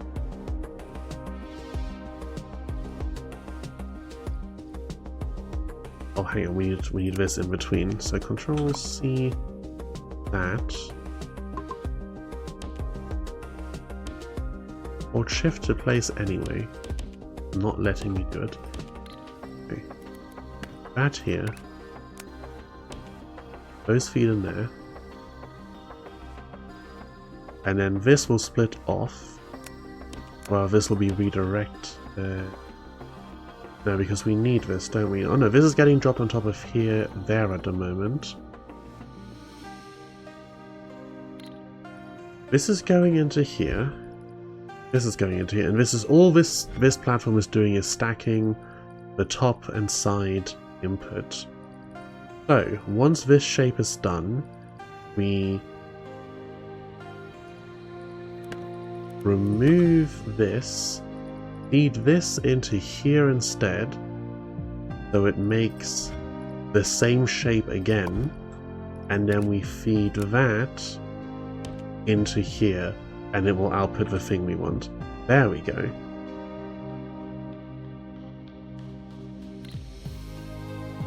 Because this outputs, yeah, this outputs these, and we need to stack these together. Okay, that's all correct. We can come back to this. Yeah, so then you connect the bottom of the new platform to the left. Yeah. And just got caught up in the amount of steps. I'll probably want to have blueprints for full platform pieces later on. You know, stuff like this. But later. We've got enough to upgrade 3 of these now. Maybe I wait for 72 so I can upgrade the painter if I feel I need it.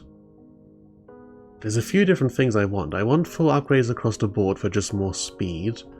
I kind of want the 3rd floor at some point, which is going to make everything so much messier.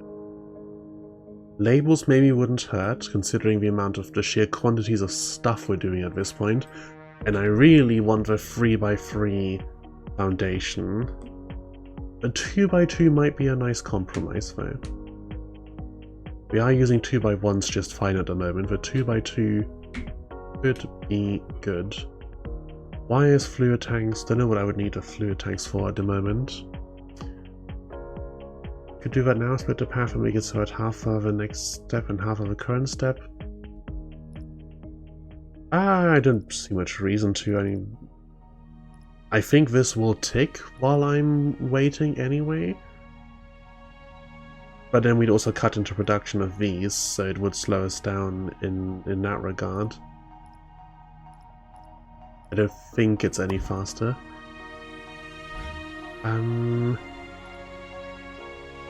Yeah, give me these. Give me a full set of upgrades.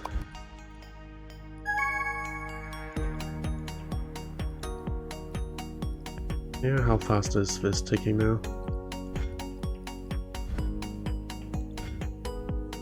Kinda hard to see a real visual difference between faster levels of this. I mean, this looks faster. I wasn't quite looking, so I didn't fully see the difference. Okay, we do still need these of these. These are going to the top.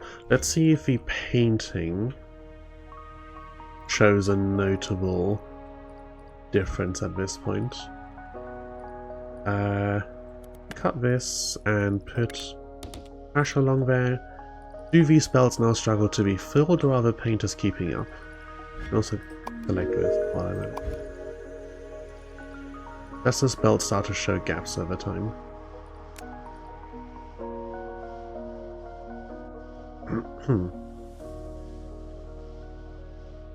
30 shapes per minute. Buildings per full belt. 5. Oh, it does upgrade this. Because I was always looking at, like, with equal upgrades 4, and then wondering why it would show the number next to here and the same thing in the tooltip. But it actually updates the number next to here to show you what you need for a full belt. That's pretty good. Okay, so this does affect the ratios of these. Now the question is, does upgrading this once put it back in line with the rest of these? I think it should, since we unlock the painter around this point where I've got 3 upgrades. It seems like they've kind of just designed it well, that you get the upgrades at a point where it would be appropriate. But we'll see.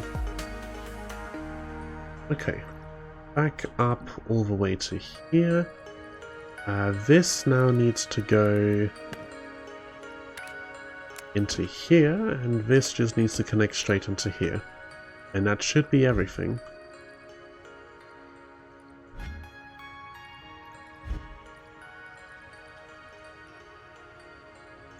I can go to the vortex, I think, and see what this claims is going to be putting out.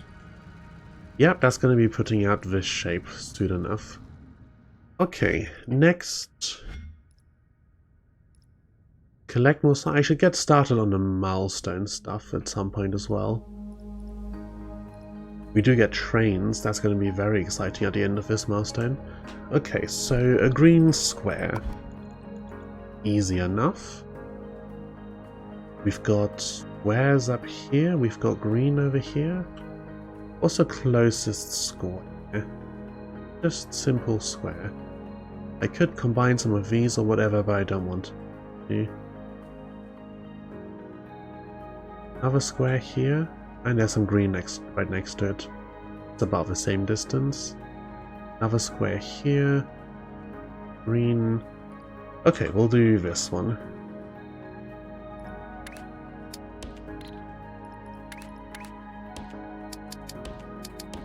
Extract shapes. Whoops.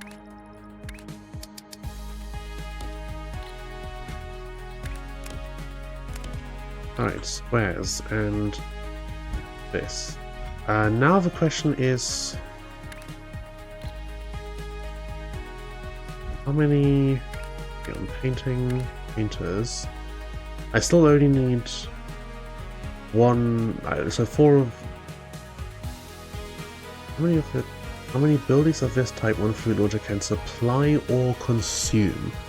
So 1 lane, per se, 1 pipe is only going to suffice for 4, which means the amount of painters we need for the amount of belt won't be quite enough. So we will have gaps on the belt, or we have to supply the painter with 2 inputs worth of pump, which is doable. It does have like 3 sides going in.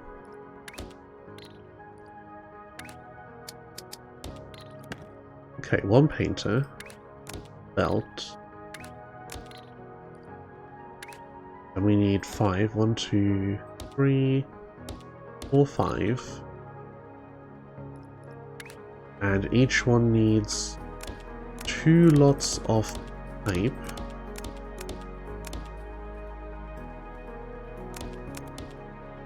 Okay, how did I set this up before? I had a line like this, and then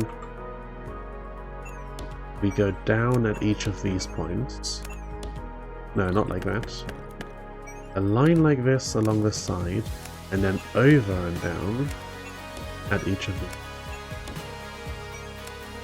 to connect.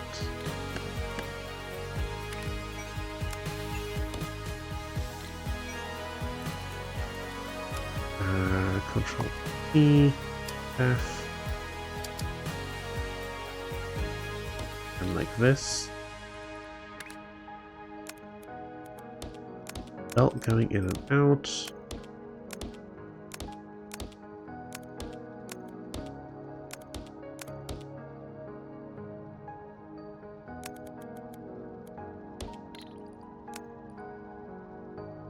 Okay, 5 buildings per belt. 4 buildings per pump, but we are doing extra pumps, so this should function. We just got to make sure that we supply enough paint. There we go. Okay, I think I'll try to use that. So, fluid mining. Since we don't have the extensions unlocked and they cost a whole 25 science, guess we just gotta make a bunch of these. So 1 extra, 4 of them is enough, so 1 extra should be enough to cover the extra amount. So 5 per thing. Right, 5 per stack of this. 5 fluid inputs per stack of painters, 1 stack of painters per belt of shape, and 4 belts of shape. So we need 20 of these to supply everything we're doing. 5, 6, 7, 8, 9, 10, 11, 12, 13, 14, 15, 17, 18, 20? No, that can't be right. Over here, we have 4 going in. Yeah, we've got 4 of these supplying 4 of these stacks. Because each one still represents a full belt, not a full space belt, but a full regular belt. There we go. So if each of these, the 5 of these is 1 regular belt. No, 1 of these is 1 regular belt. The 5 of them, oh my god, 5 of them is 1 space belt. 4 of them is 1 space belt. 1 space belt is not enough, so we need an extra. There we go. Oh god. 4 of them is 1 space belt. So we need 4. 1, 2, 3, 4. That's 2 space belts. 1, 2, 3, 4. That's 3. 1, 2, 3, 4. That's 4. Which would be enough for this if all things were equal, but they're not. So I need 1, 2, 3, 4 extra to make up the difference. Which is still 20. So I was right the first time. Maybe what I need is to get this upgrade so I don't have to do this kind of nonsense. We get 6 out of here, that's 11, that's not enough. Is there anything here I can get out real quick? These, I swear I saw that exact shape somewhere. Little red top on a thing? This? No, not quite. Here, this. it's right by the base as well. Well, the base, the vortex. Hard to not think of it as the base when I'm so used to shipping things back to a central processing area rather than a central throw into weird hole in the void area. Okay, we are kind of out of connections to get to the center. We're taking up 2 of them with just this one bit of processing, which sucks. Should I not be doing that? I think I could.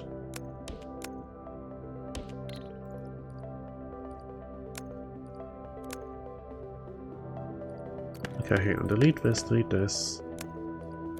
this, Control X, and then paste them back down.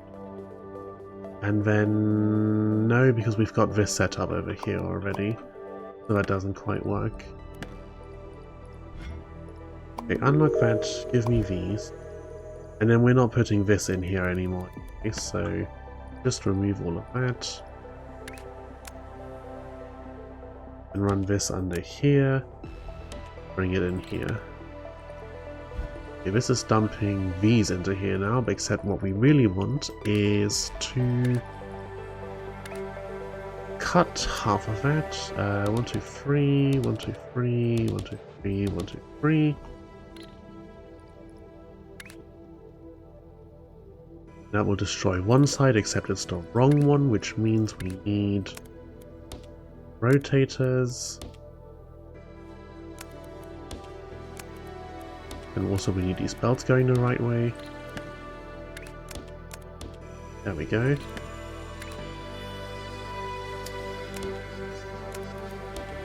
Right, like that.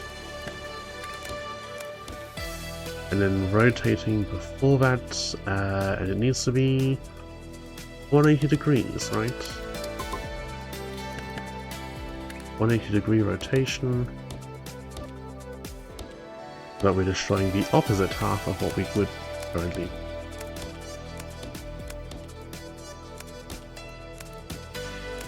Yeah, like so. And then gather them all back up. And bring them together.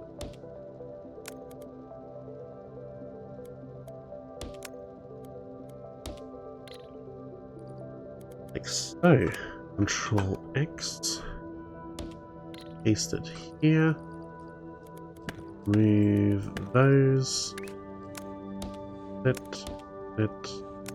Go here. Here. Some spare pipes left there. Okay, that is the correct shape.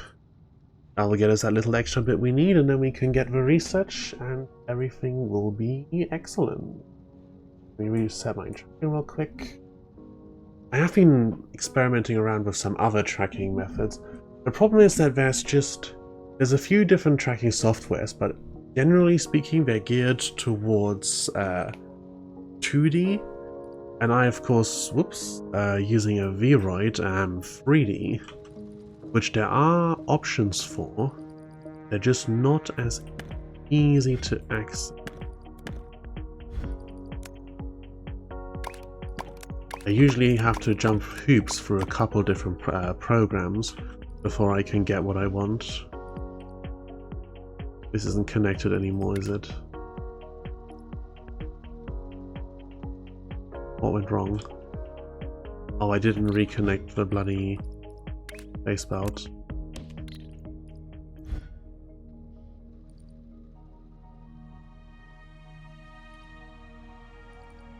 Right, am I getting all the products again? That's very unfortunate. That means we were stalling on these for a moment there. Well, all of this has to go at some point so we can rebuild the whole thing somewhere else. This whole construction, this is a... Where do I put... Oh, here's my blueprint library. Right, extractor, diagonal corners. one corner, and split shape and stack halves. Split shape and stack halves? What was this blueprint? Comes in here, splits a shape. I guess puts a half on top of the other half. This gives me one corner. Right, the one corner cutter, is that this machine?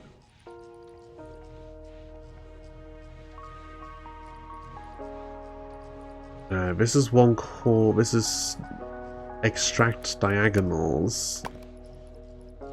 Which is this set? No, this setup is... This gives you the diagonals together. This setup gives you... separate diagonals, I guess. I do hope I'll be able to understand what all of my blueprints mean later on. Okay, another shape. Ash that in. We now have 12 research points. Painting speed upgrade. Oh, that will just require more paint. I need fluid miner extensions, which needs 25.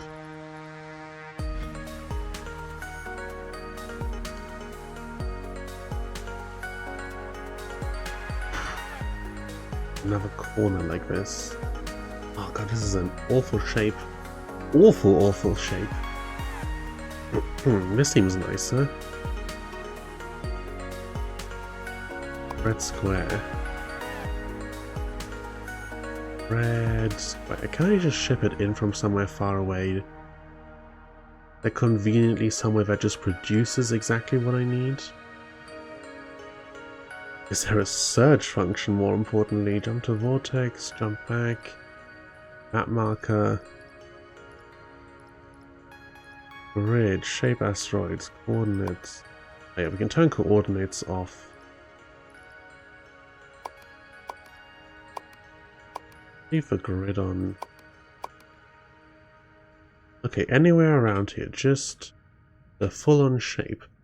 No, you can extract the shapes themselves from there. Oh, no, no, no, no, no. There it is. There's green.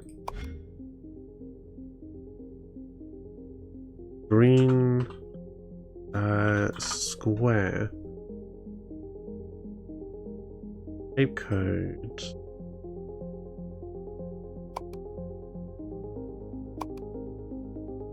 Row Q. The CU is circle corner P.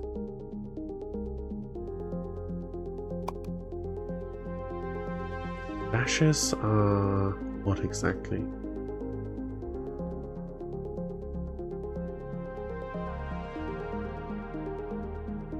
So RU, so just RU, very is a grey square. How do I put colors in there? The W's. So the lowercase is the color. So what is RG? Yeah. RG. There we go. So move it slightly. No, not good enough. There's a green square all the way down here. Maybe one a little bit closer. I don't know if this should feel like cheating or not. Because you kind of, your goal in a game like this is always to figure out how to get the thing you want in the most efficient manner, and definitely the most efficient way to get this is to just extract it directly. And here are red squares.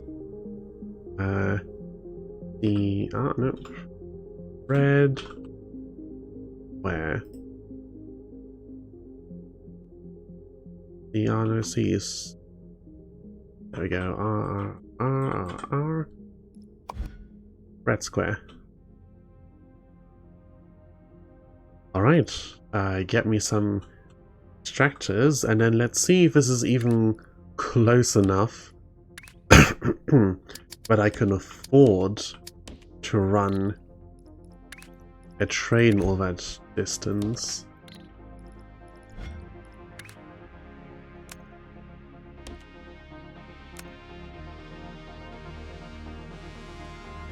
Where is the base? No! Oh, but it's close. Ooh. Close. Placing platforms cost platform units, which can be gained from side tasks and are refunded on deletion. Here, okay. Alright, so we're shipping green squares in from far away. It's probably the kind of thing that will later become much easier to do when we have trains and such.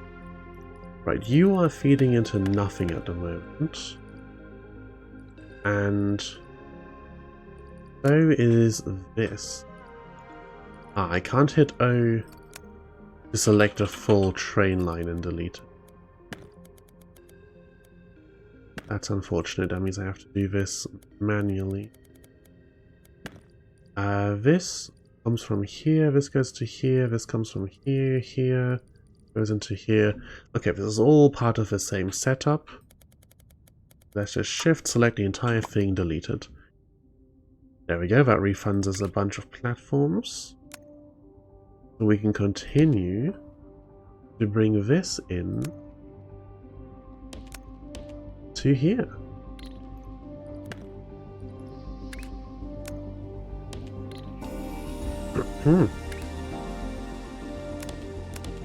And there we go. Why make things complicated when you can just extract the exact thing you need straight from space? No faffing around with painting or building or anything like that. Just feed me green squares directly into the thing. And then we can extract the diagonals with our blueprint and get this sorted as well.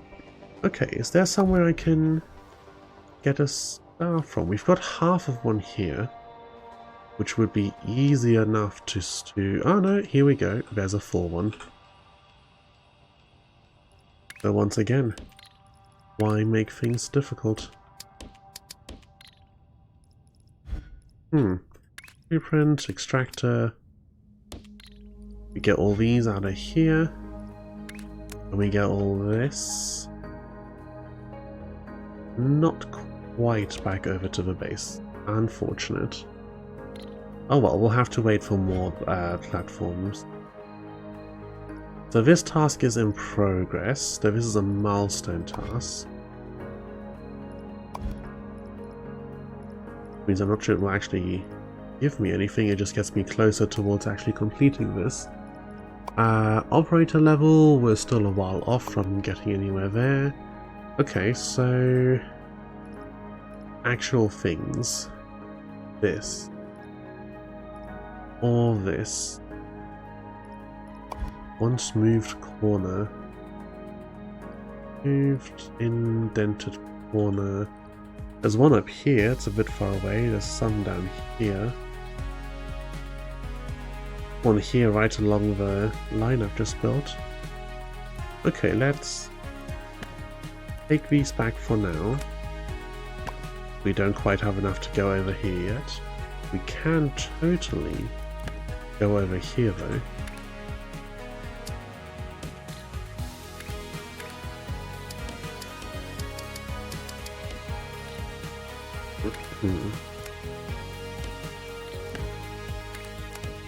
Get that. Back to all of these. Oops, I misplaced the blueprint. Okay. Right, get all of these out of there. And then we want to just grab one corner off of this.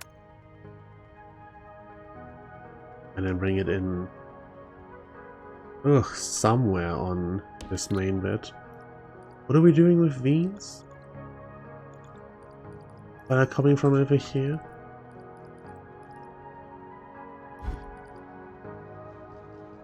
Nothing at the moment.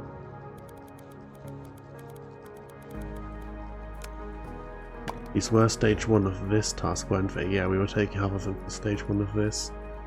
Stage 2 of this is going to be a hassle, so it can wait a minute.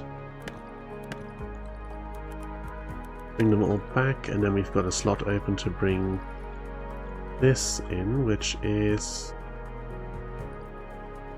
we want to take one corner out of this.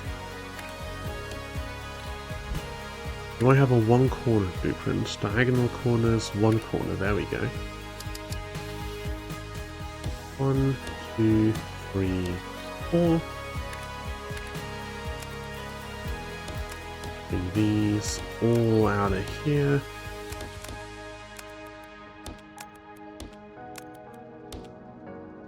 And it's even rotated correctly. It's giving me the corner that I want.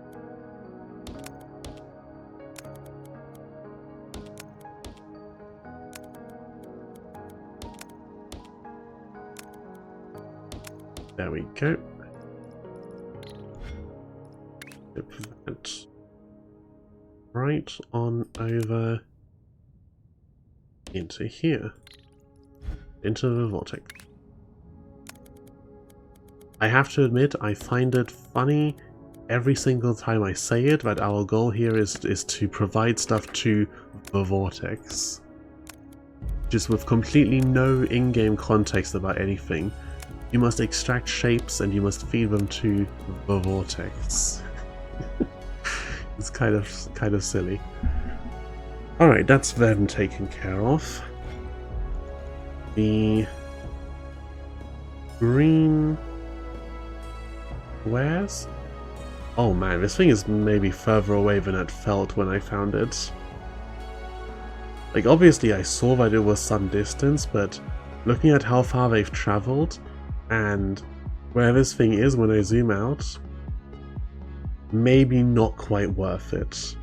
You know, later in the game I assume trains make it a little easier to go long distances. For now, this might have been overambitious. Looking around, it doesn't look like there's really another spot closer by that's better.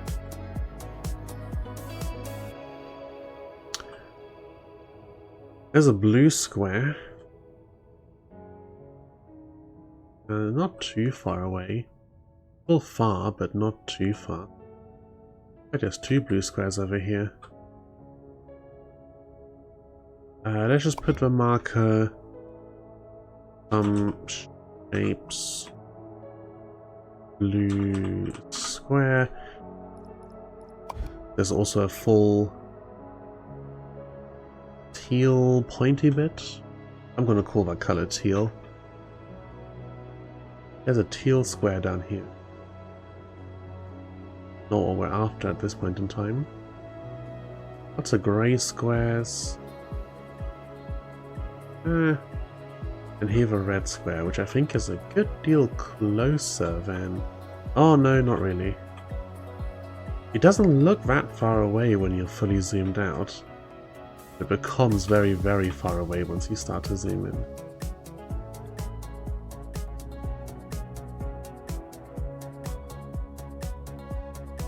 They've still only made it up to here, which means they've got way more than half of this distance still to go.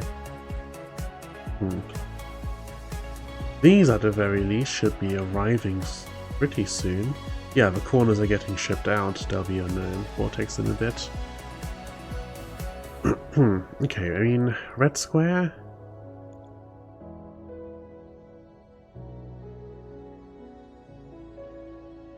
No, again, red square is all the way down here. It takes so many platforms to get it up here. What can I do about this?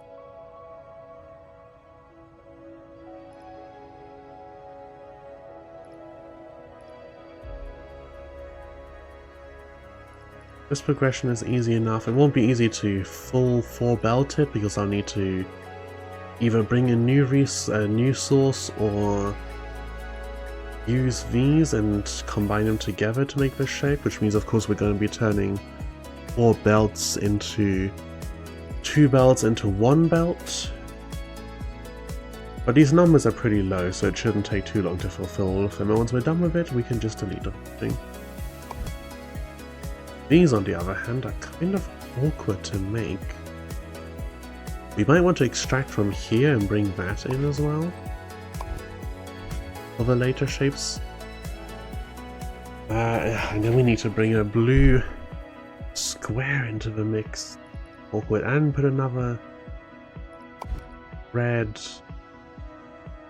We could use this one, use the extract corner blueprint. That solves that at least. I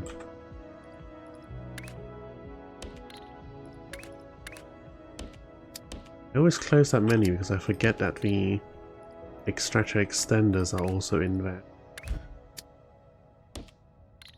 Okay, these running from here, coming over here.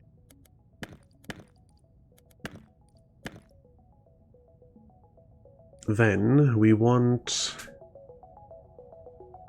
to remove one side of this thing and then grab one corner for now of this and stack them together.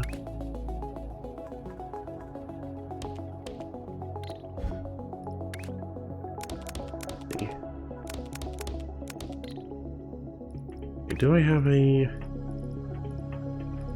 No, I wouldn't have a split in half blueprint because that's really simple. Okay, Destroyer destroys the left side, we want the right side, which means I have to fully rotate you guys first. So 1, 2, 1, 2, 1, 2. Like so. Good, we've completed this, thank you. Let's quickly set up the next one of those so it can just tick along. Not complicated.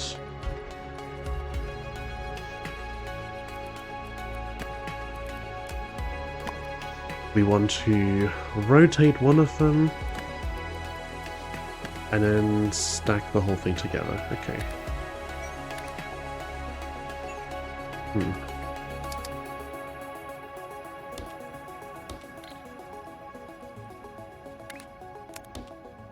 Rotate these.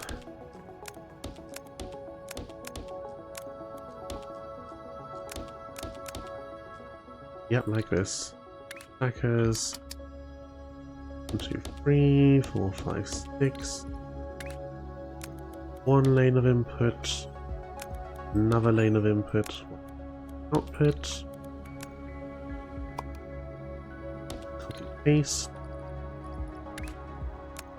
Bring you into the bottom, bring you into the top.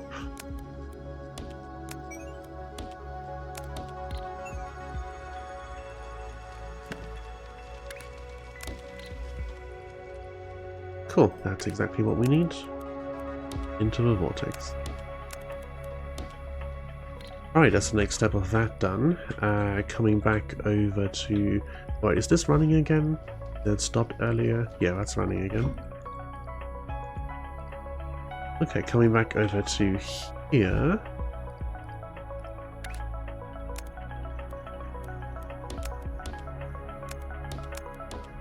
Rotate all this.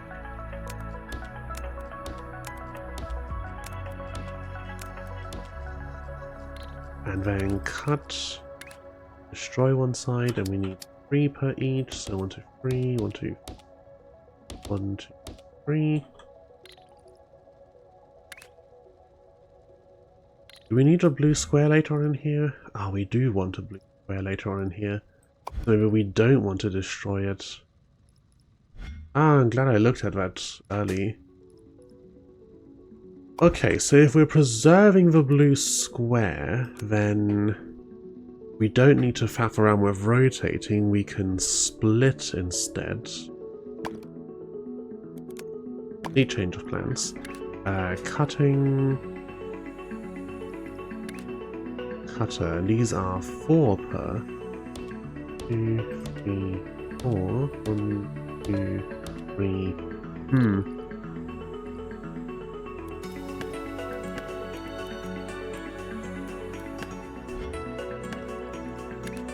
Give me this way around. 1, 2, 3, 4. 1, 2, 4. Why have I flipped them? 2, 3, 4. Go. Make these up. And run this 1, 2, 3, 4. Make this up, run it along here.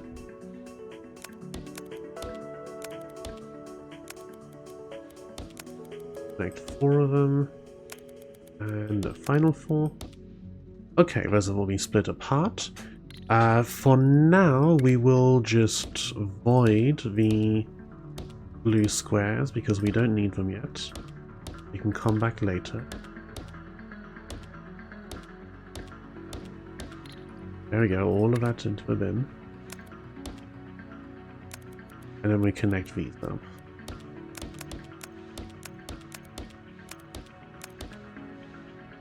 Cool, and I really shouldn't be redoing this every single time. I should just be copy and pasting it. Alright, that's that sorted. Then, for these guys, blueprint to extract one corner. 1, 2, 3, and 4.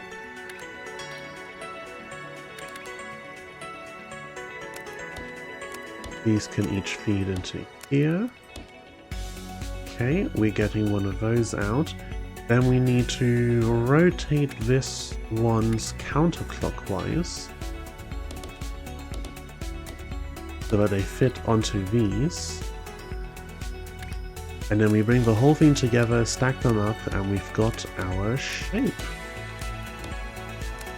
It's just that horrifically complicated. No, it's just that easy. Up and across over here. Not super space efficient, but we have, if not infinite, close enough to infinite space, so who cares about being space efficient?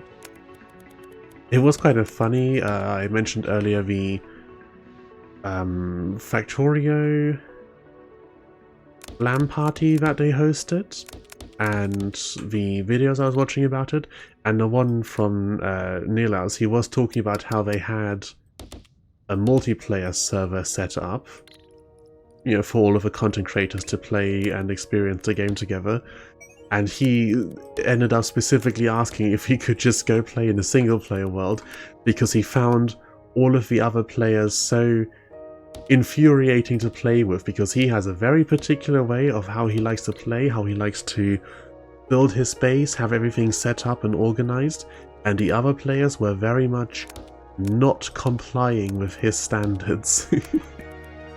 Which is quite funny. But you know, people have strong opinions on whether you should have a mall, whether you should build a main bus, whether you should do whatever other stuff, how things should be organized, how much do the ratios and such matter, compact builds, spaghetti builds. There's a lot of strong feelings about that. Or trains, especially. Oh god, the amount of Reddit threads about how to run trains and whether it's better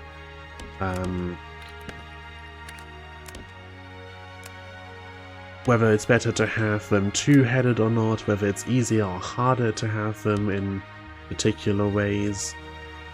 Yeah, people have opinions. Lots and lots of very strong opinions. I think I can run this thing into here if I do it right.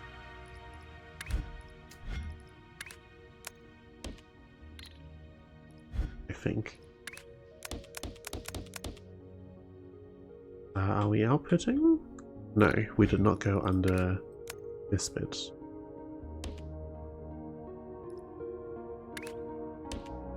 There we go.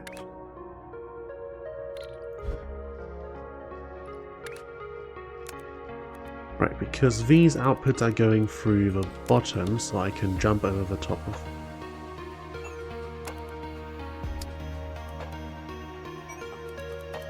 There, like so. There's the second. I'll have to faff around a little to make that whole thing over there line up nicely. There's that one, and more. Okay, cool. Another thing completed. Now we need to combine those. This thing... Pretty sure I can just move this entire thing forward a bit. Control X. Yep, just shift it like one tile forward. And then... bring you here, bring you here. No, no, no, not like that. Like this. Yeah, that's all good. Now to worm these out of here somewhere. Oh, we've got another operator level. 50 more tiles, 2 more research points. Okay, same thing again for the next level. Kind of meh, but I'll take all the tiles I can get. Okay, how do I spaghetti this out of here? I could just take this, rotate it, connect these back up, and then run this along the floor here, and then the upper layer is open. 1, 2, 3, 4. Alright, that will be this shape ticking. This one here, if we remove all this, copy paste that, stick on here, run these into the bottom, run these into the top, and output it here. Nope, they're stacking onto each other on the same line. There we go, now the shape's correct. Okay, that's this one and this one both ticking. This will need to be painted green, and this will need another corner bit and then the blue thing and another red on top. Okay, that will get messy. This just needs to be painted green and then put on the square. We have squares, no, that's circles. We have squares right up here, so that won't be an issue. Painted green.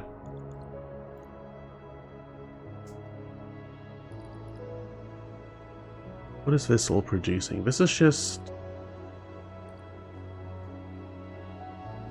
these are just going into the void, right? This is stuff we were making earlier for another task. Yeah, stacking these shapes up. I wish I could hit O to select the full space belt line, the way that I can select all connected things down here by hitting O.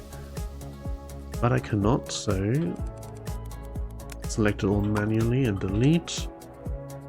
Yeah, this entire section over here can all be deleted. That refunds us a ton of tiles.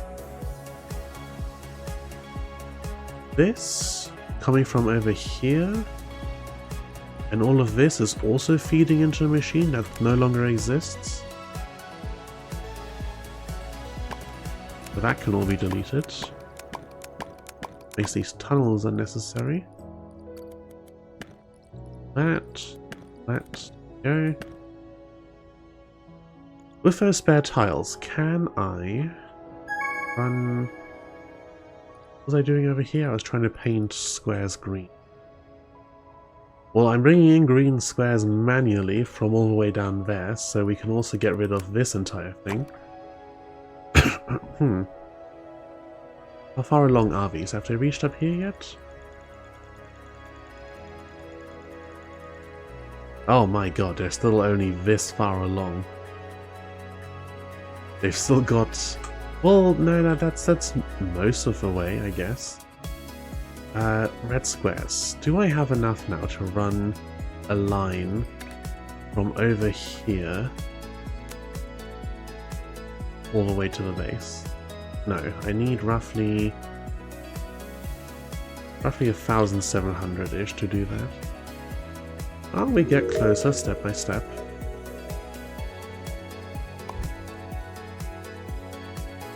Okay, this painted green is what I was looking at, right? Which means I need to get green paint in here somehow. I might need to move this little factory bit off of here onto a platform, and then have another platform where I combine it with the green paint. Yeah. Delete these, take this, Control X, put it up here.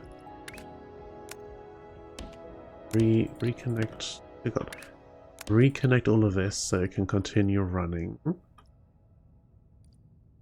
Then give me another platform. Control C that.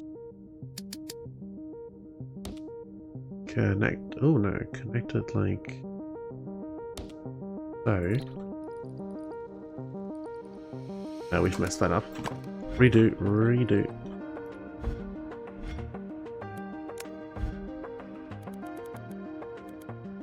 This. Control C. There we go. And oh, I was lining up the shadow where the launchers have to be instead of where the actual receivers are. There we go, like this. House production on the past milestone. Slowly ticking along. We're at level 2 on this, out of infinity. Really, we're not producing a huge amount of these, and we're using up a huge amount of space to do it in. But it's only costing me like 2 inputs? 3 technically, but we can go over top of this one, so really only costing me 2 inputs into the vortex. And I don't think I'm even using all 3 at the moment, so whatever, it can continue using up a little bit of space. We'll sort it out later. Alright, this needs to go on one of these outputs. And then we stack them together. So you come in here, you come up here, and the whole thing comes out of here. And this creates the... Right, this creates a full shape. And then what we need to do is actually, instead of sending this right out, is we need to paint it. So, green paint.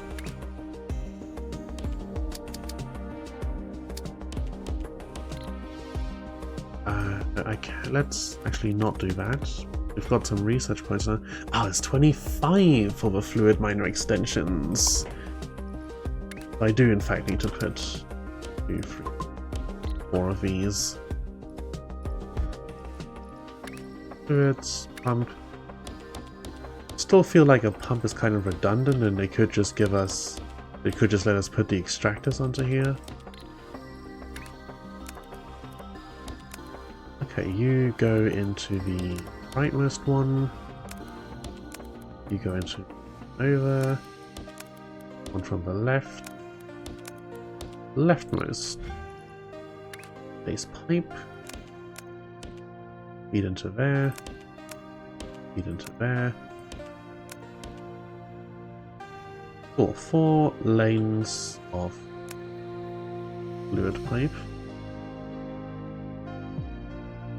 Up to here. And that just so happened to line up perfectly. It was meant to be. Okay, painters, and it's 5 for a full belt, except 4 for a thing, and I'm not gonna faff around with to sort this out right now, so we're just gonna do 2, 3, 4.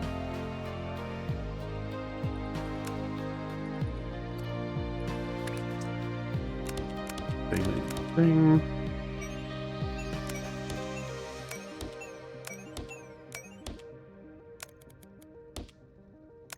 Back to here, no. To here, there we go.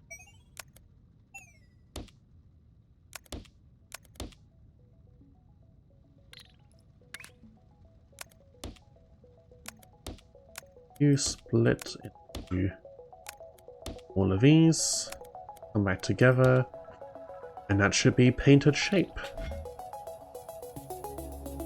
Still gotta wait for actual regular shape to take down. Alright, so next up, what can we be fixing? Green is still making its slow way up here.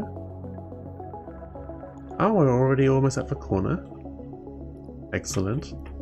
This was a mistake, like, let me fully admit, this is stupid.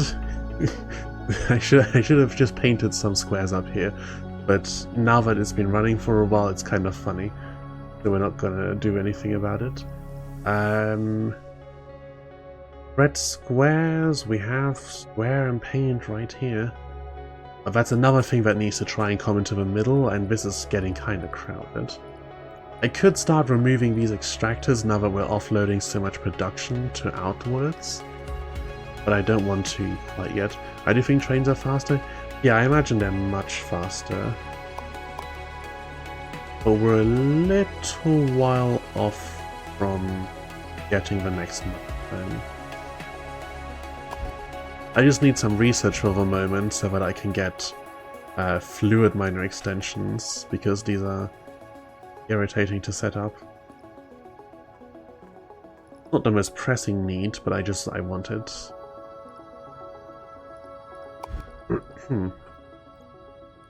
Okay, so yeah, this goes into here. This is technically overkill. Like, each one of these 4 should be able to provide for 4 painters. But we only have 1 belt worth of goods, so... Actually, since we have such complete overkill, we can put another painter and maintain full saturation of belts, because we've got excess fluids.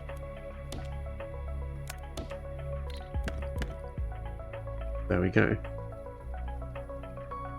Are you not there? Yeah, I'm not quite there yet.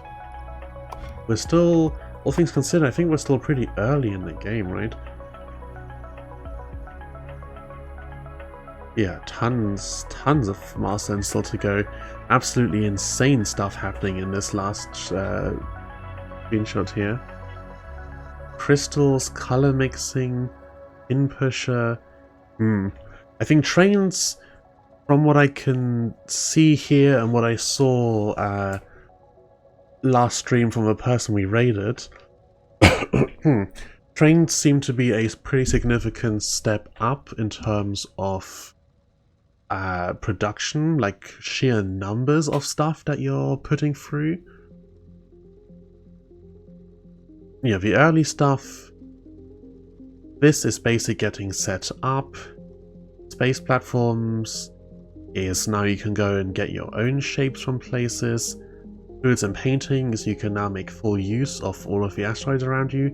And trains is like, okay, you've got access, but now actually get some proper production up and running, you know, get some large scale stuff. And then we get into funky things. You know, I think these pin pusher, color mixing, crystals, these look like they're all steps up in complexity more than anything else. The big deal is if you can get the train to jump into the vortex rather than unloading.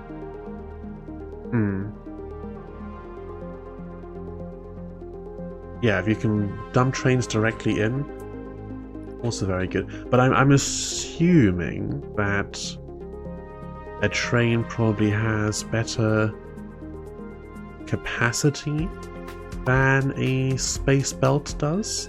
That you can move more shapes along a train line than you can along a belt line. I'm assuming. Okay, over here. This is just dropping the shapes off. But where are they coming from? Over here. Okay. We bring these and these in. We use the one corner machine to extract one corner from these, and then combine them with those. Okay, so I'd now like to switch this over to cutting in half. Basically just this step here. This is the bit we need. So this, just this, cut in half. These are cut in half, and then we combine them. Yeah, literally just like that. That's all we need to do is remove that in between step, and then feed these directly back in. By simplifying the factory, we can make the next step theoretically more complex shape.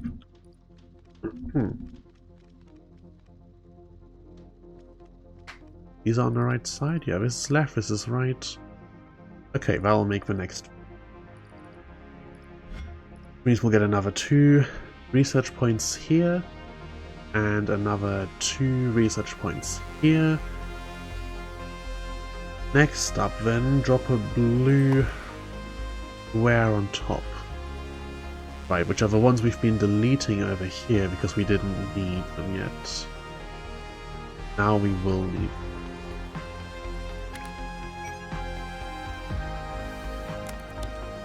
One, two, three, there. Easier to copy paste this, I imagine.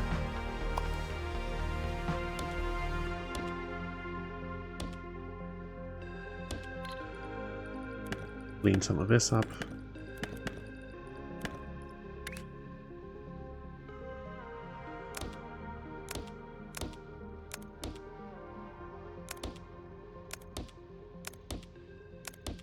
Okay. Yeah, I suppose it works a bit different, and different items sharing a train track makes much more sense than different items sharing a space belt. I'll have to wait and see until I unlock it to really understand everything properly. Now then, these are 4-to-1 saturated belts. Looks like it. Group them up.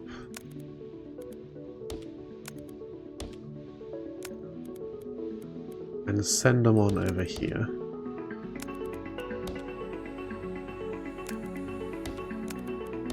We're going to be stacking all of these on top of these shapes. Yeah. Well, that can wait a minute. We've completed this, we now need to paint these green, which we have stuff set up for over here. This machine should do what we're currently doing in the main base. So bring that into here, and then bring this back out. And then remove this entire thing I've got going on over here. That is no longer relevant. Where are we outputting? The bottom row.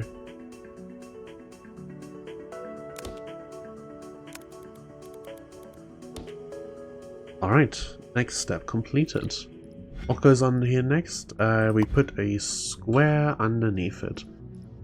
Super easy and straightforward. I'll just need to put some stackers here, and then that's circles. Right, saying again, super easy and straightforward. I'll just need to put some stackers here, and then that will be done as well. Ah, this is ticking along now. 4 belts worth, so it's going very quickly. We are 21 out of 25. I think this is technically not really the most pressing matter, it's just easier for me to get stuff sorted in my head. We'll definitely want the painting upgrade as well pretty quickly afterwards.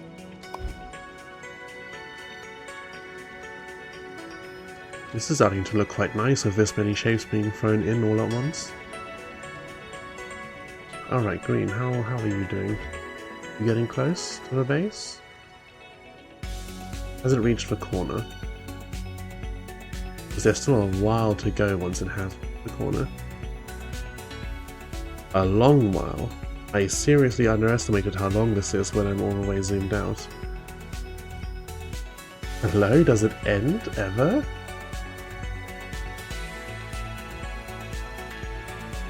There we go.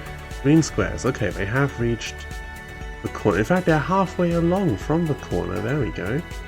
This is a long, long journey they've taken.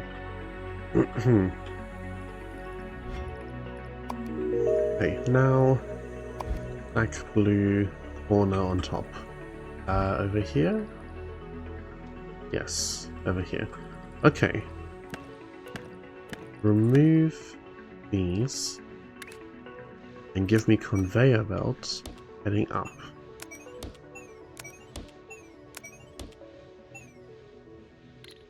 And can I just...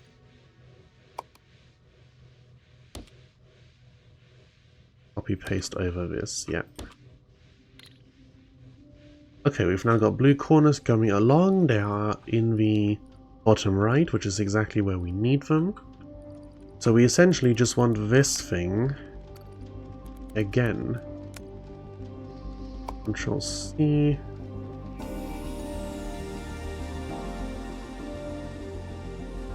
Where do we want to paste it? At this level? Can I mirror this actually? Yeah, this is better. Okay, delete that. Oh no, it wasn't quite far enough down. Ah, the outputs are... no, the outputs aren't really lined up either.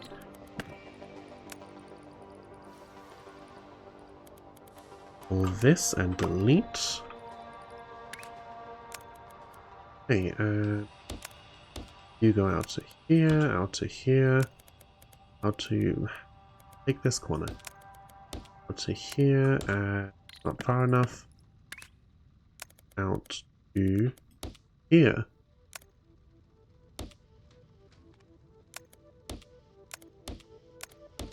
Just place it one further down. Okay, this thing needs to go on the bottom, and then these come in from the top. I will need to delete the end corners so that they don't stick out weirdly. They're doing it anyway.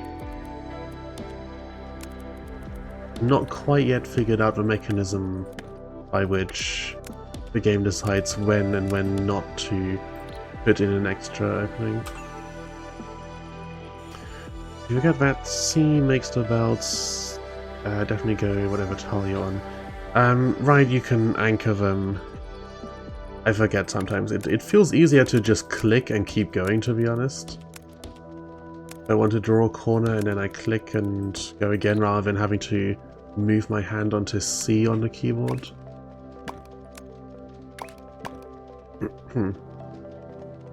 This is the correct shape. Yes, yes it is. And then the final step is put another red quarter circle on top. We don't have any spares of those. Where can I get a quick, convenient red quarter circle? Out of here. Grab me these. Not conveyor belt extractors.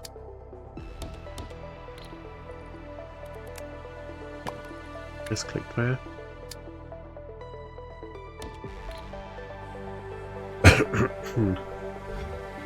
It's so nice when you can just kind of take spare pieces of a shape you're already working with, but yeah, sometimes you gotta go and bring in a new one. Okay, like so. This can come up here. Can you join to a platform after popping up out of a thing? Yes, you can. Okay. Then take my one corner blueprint. 1, 2, 3, 4 of those. Run them straight into here. Quickly becoming my favorite blueprint. Then stacking. Got stacking arrays all over the place.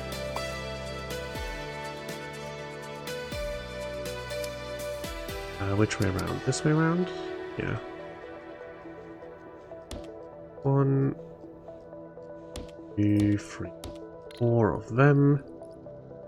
The red corner needs to go on top, and it needs to go in the top left. We do have a shape arranged like it is on the picture. Okay. So rotate the top left. Yes.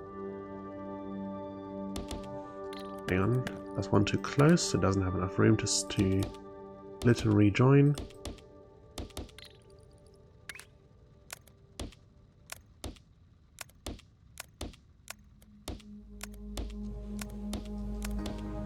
There we go. Rotate him to the top left.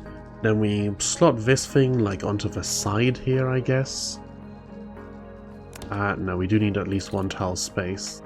So onto the side down here. We bring them out and straight up and connect them here.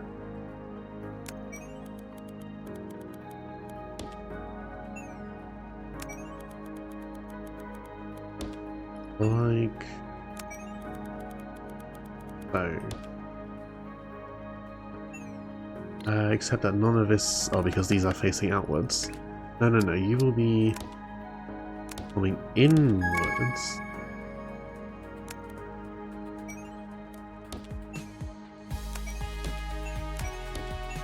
Here we go. That's correct. Alright, this is done. Just plug this straight into here and this into here.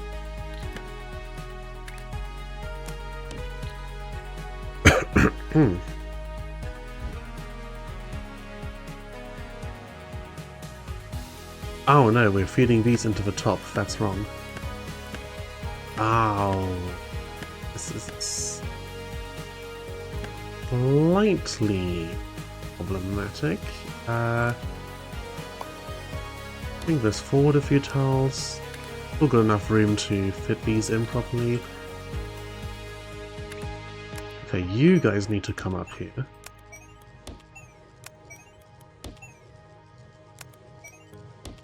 There we go. And then these need to come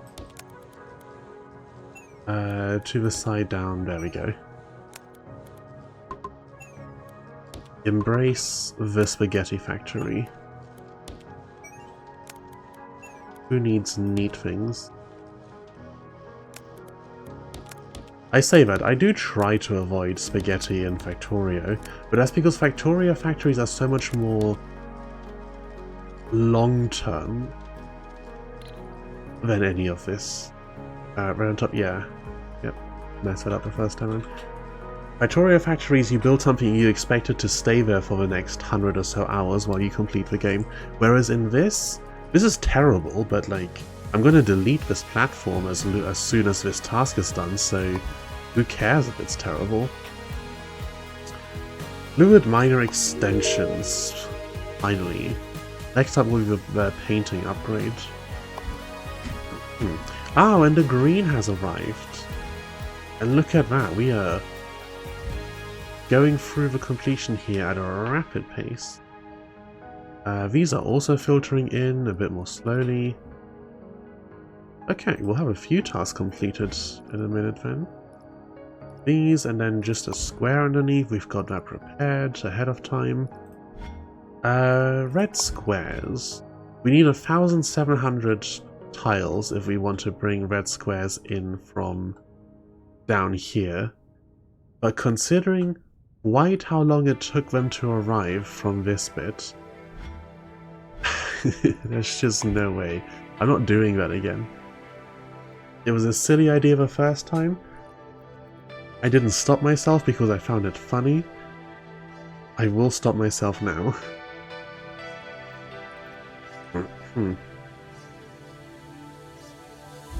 Once we've got trains unlocked, it will definitely be time to remove these extractors around the central platform. Because at this point they're most of the time just taking up slots where I could be bringing in materials instead of actually doing anything useful.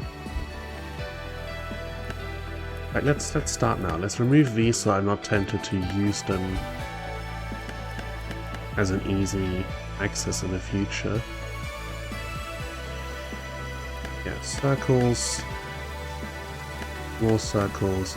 We'll keep that square just for the moment to combine with these, but then afterwards we'll remove it. I mean, the final milestone of each type does end up a permanent factory. sort of. I mean, at the moment, I have a setup still producing these, so that it gradually upgrades my operator level. But that setup is extracting from here and extracting from here and running across this atrocity and these two tiles to then finagle into the middle here. This has to be torn down. There's absolutely no way that this can stay. I need to rebuild this from the ground up. I faffed it together to just produce enough of them that I can pass the milestone and get access to more stuff. I need to tear it all down and build an actual proper setup to produce these at some point. You could do better with that? Yeah, I could do a lot better with this. This was done for expediency, not aesthetics or throughput or really any sort of metric. But I left it running because, well, I didn't need the extra input slots, so why not? 3 passive progression, but I can just let tick in the background, even if it's terribly, terribly slow. But now that we're starting to expand outwards and we're starting to tear stuff down, it's time to revisit some of these earlier choices I made. You're going to want real good production on the green squares and the diamond spikes. Last part of that milestone wants 14,000. So it does. Well, the green squares, now that this line is actually up and running, we have them on tap straight from the extractor.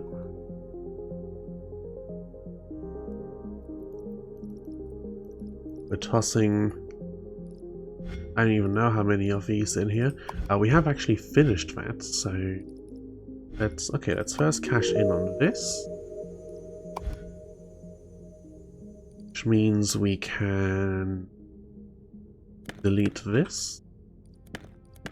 Is this setup doing anything I want to keep?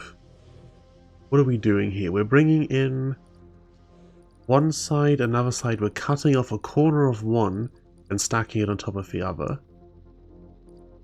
Yeah, we don't need a blueprint of stacking, and delete one corner, or keep one corner rather, is a blueprint I already have. I probably will want a delete one corner blueprint at some point. That will be useful. But overall, this entire thing can go. Look at all of these. Look at all of this. This is absolute basics. This is just splitting. And this is just stacking. These can all go. Yeah, remove all that.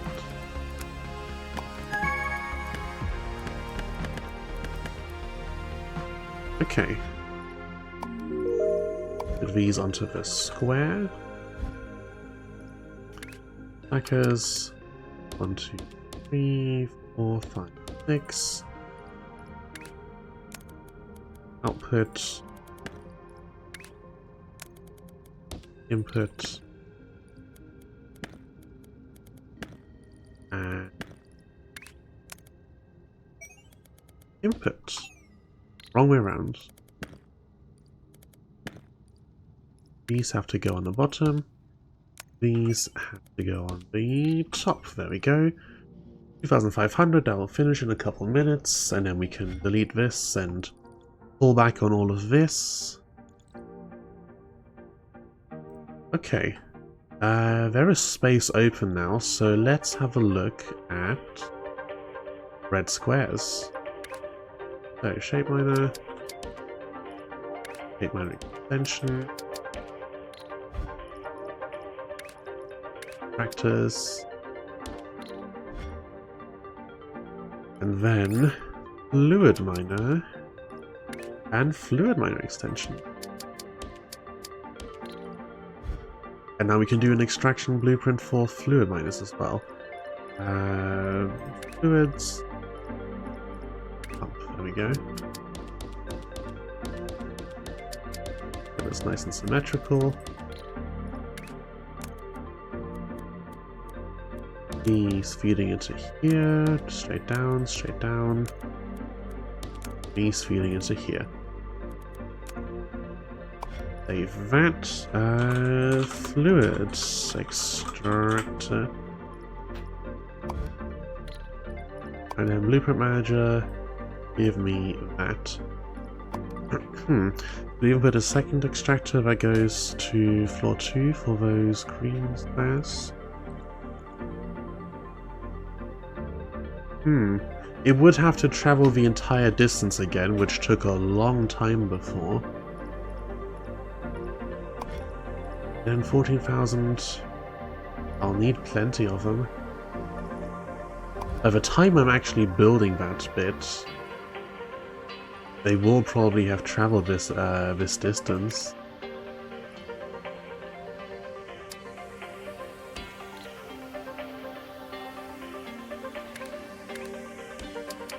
Certainly doesn't hurt, only costs a few bits. I've not actually used the second layer of a space belt yet. Do I just output these directly like so? Yeah, simple enough.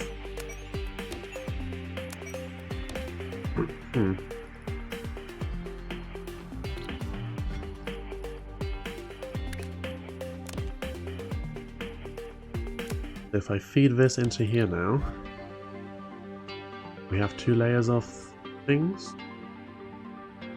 Yeah.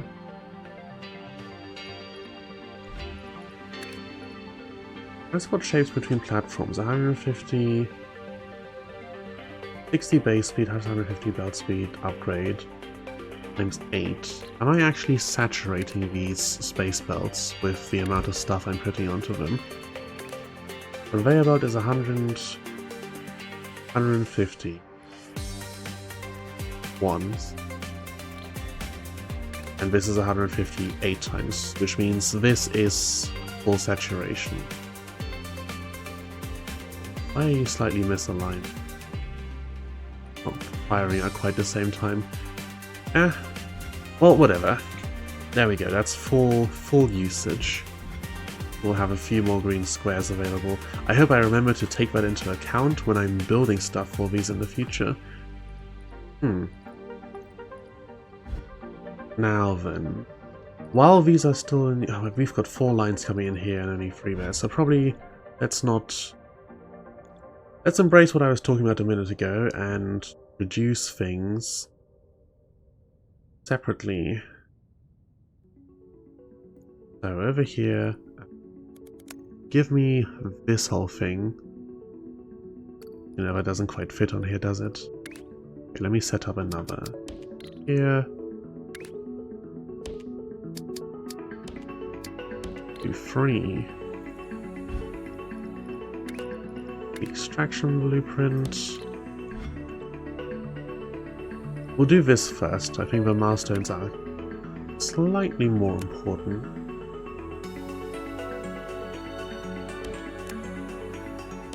Too far. Down to here, there we go.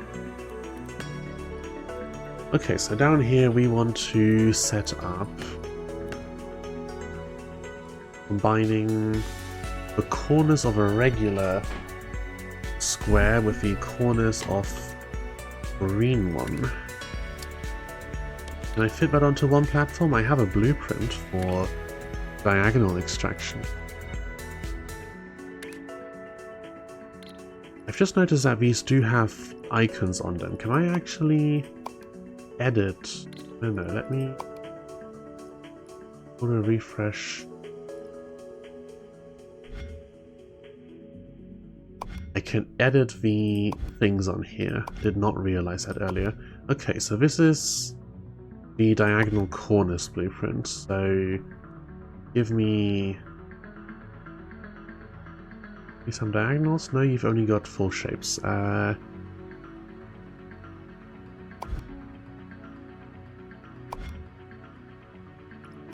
One here. One here. There we go. Diagonal corners. I'll do that later. At some other point we can go through and set all of the blueprints up.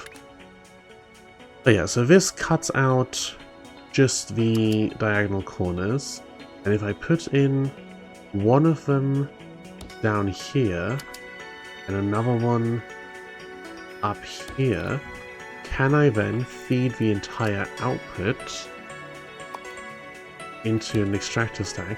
Except that this cuts out the corners for one line, which means with 4 coming in...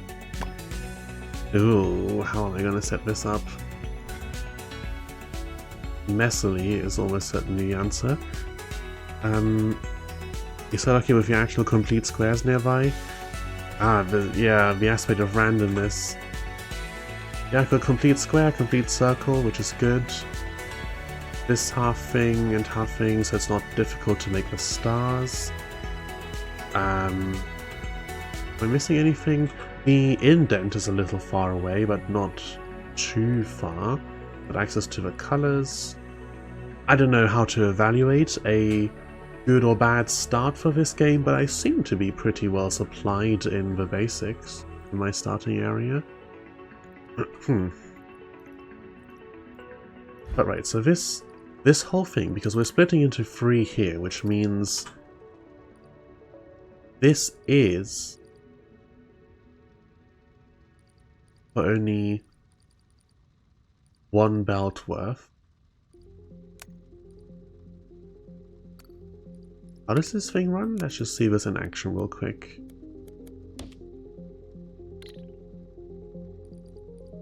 I think this might be kind of wasteful. I think we can do this better.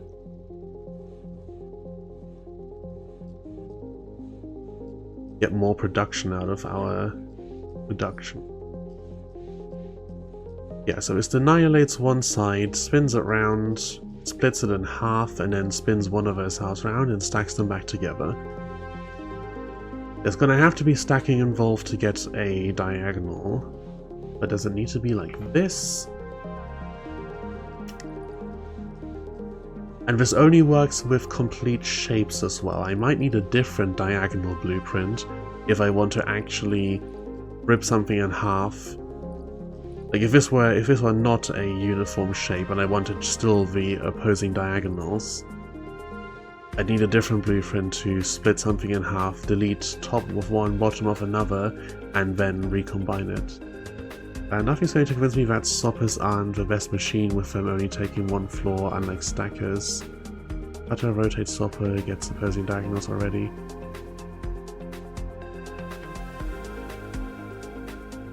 How to rotate Sopper.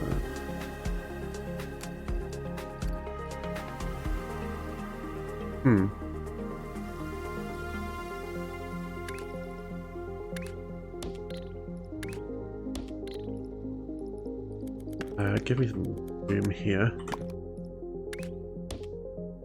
The cutters 1, 2, 3, 4.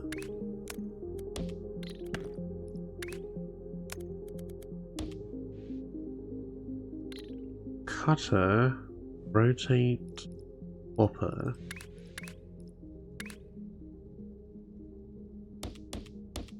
Four.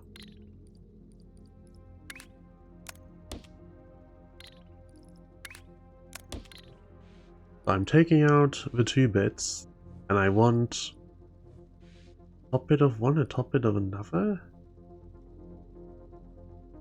What happens when what exactly does they do when I just shove them in like this? What happens if there's overlap?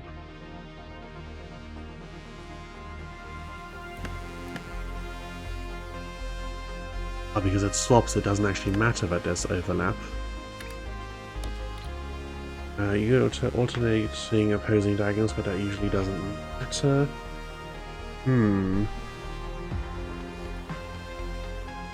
I might need I might want a full set of like 3, 4 different blueprints. One to get specifically the 2 quarter pieces of a shape in the same orientation. One with this, so that it just flips things around. Well, for this specific scenario,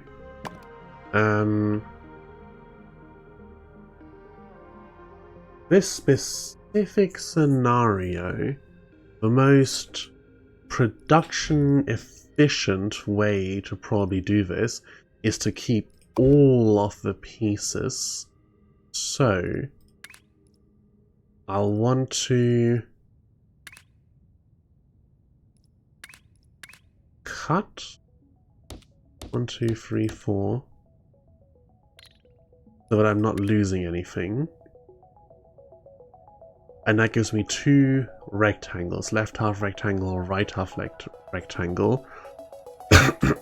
Split them again, and then recombine all of the corner pieces.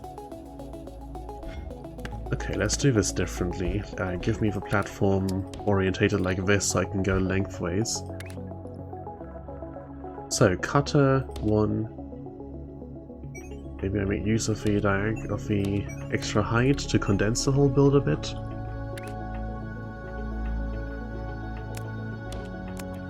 We come in here. Can I split upwards?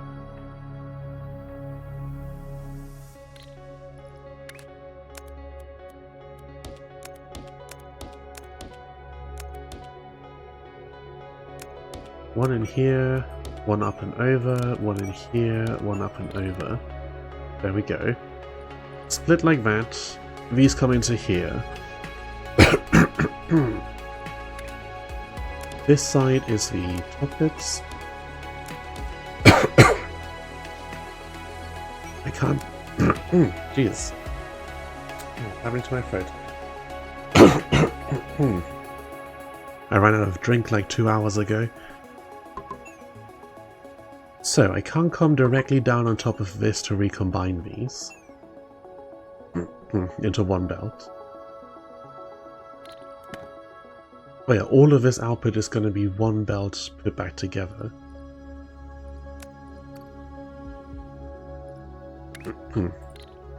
So rotate clockwise. Yeah, rotate clockwise or anti-clockwise, doesn't matter.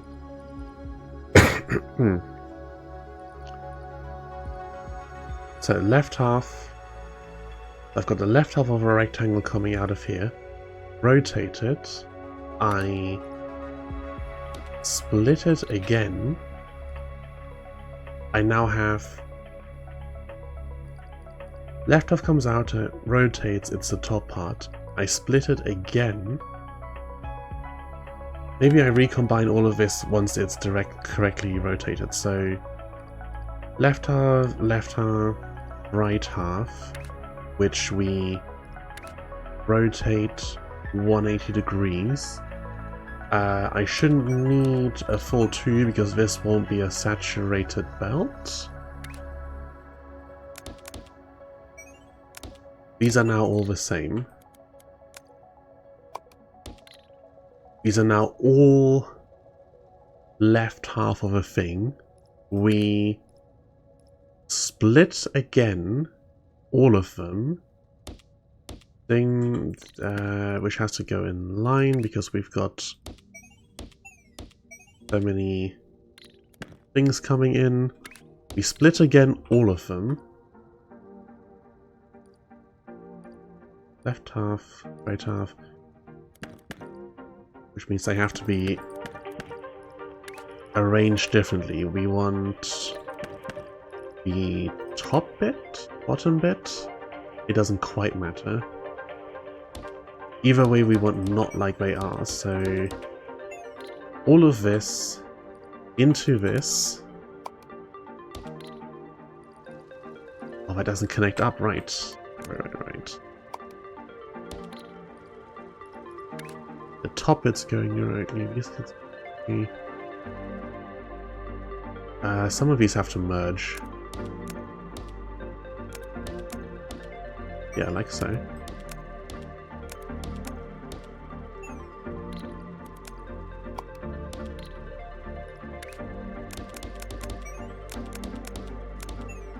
Okay, now just for the sake of my sanity, output this and show me what I'm dealing with. I'm dealing with alternating top and bottom pieces because I'm merging them back in together. Right. So let's reverse some of these rotators.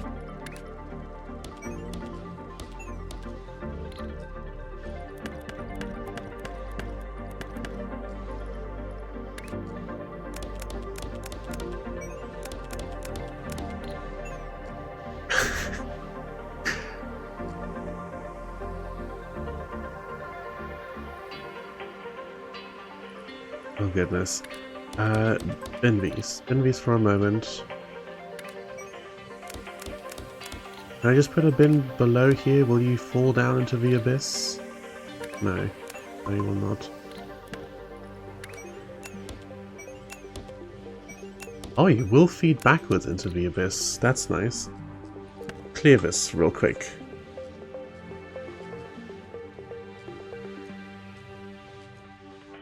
Because I'm splitting, I'm not deleting, which means there are now each shape is now taking up 4 times as much space because each part takes up a full shape's worth of space, which means this grows bigger each split. Okay. Right. Start again. Hash this in. That's nice.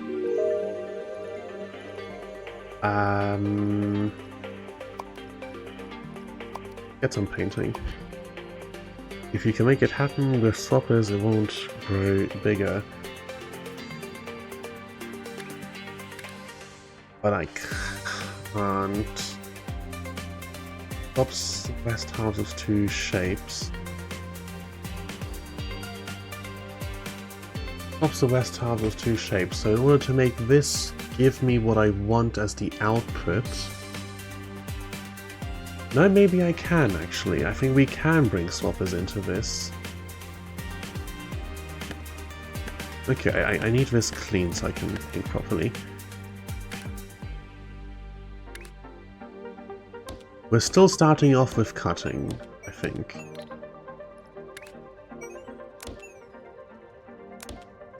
We're making a real contraption here, but you know, let's try and... We need to produce 14k of these to even hit the milestone, and we've just now produced 15k of these, and this has been running for hours and hours and hours. So let's do some proper future-proofing on this blueprint. And I think with splitters and swappers there is a way we can make this work. So these come in, and they are split so that we have the west half of a square on the top and the east half of a square on the bottom. That's how we go. So we need to... Oh god.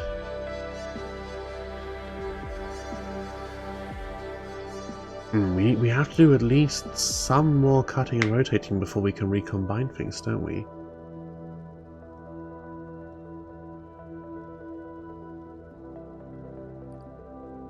Because they're rectangular. Because obviously, if with a swapper,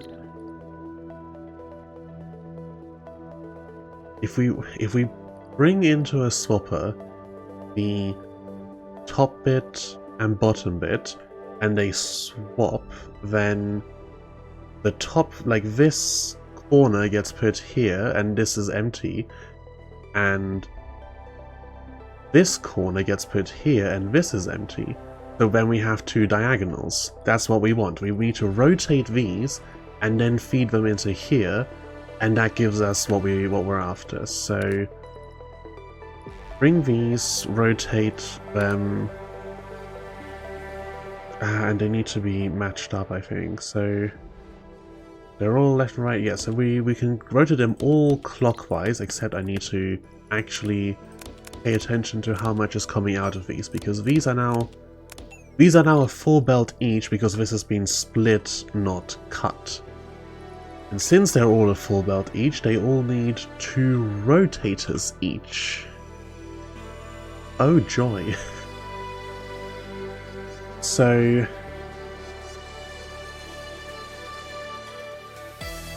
half belt out of each cutter. Wait, what were you saying? If you can make it happen, soldiers will grow bigger. You rotate so you have top up bottom level. A half belt out of each cutter.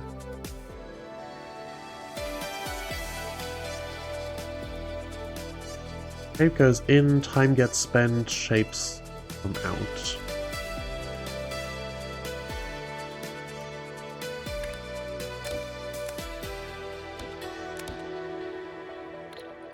I'm making things significantly harder for myself by trying to stack these up so that it doesn't take up so much space. If they were just laid out in a 4 in a row, recombining the belts might be easier.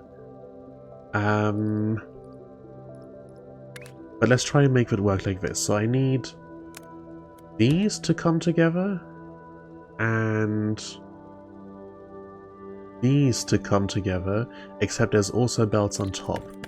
I might lose more space than I save by trying to do this stacked up, because I'll have like a huge stretch of messy belts in front of it where I'm trying to recombine everything.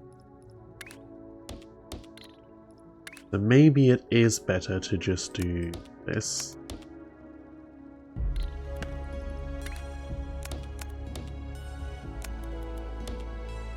Maybe it is better to just do this.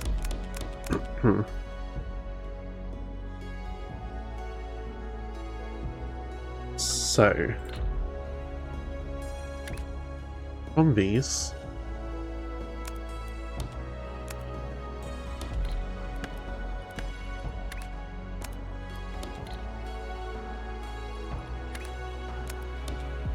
like so.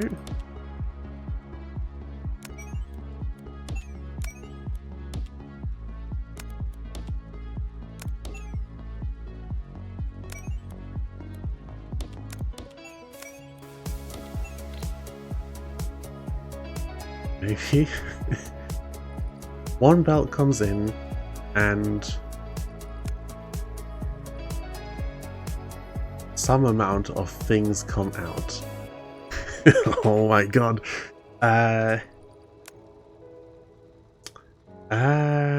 Separate the rest of these of any shape.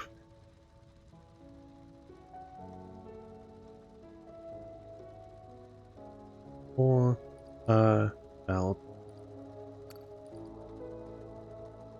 Means this has to recombine down somehow again. Oh boy.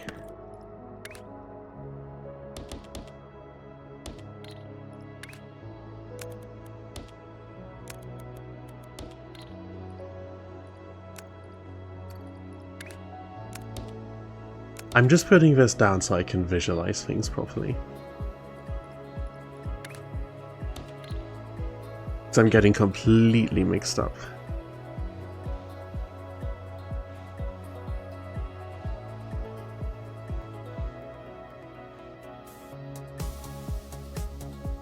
With the additional moment that these things take in the machine to be processed.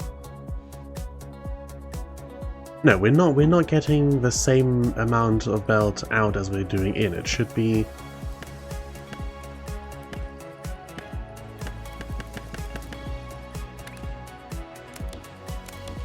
a belt worth of these.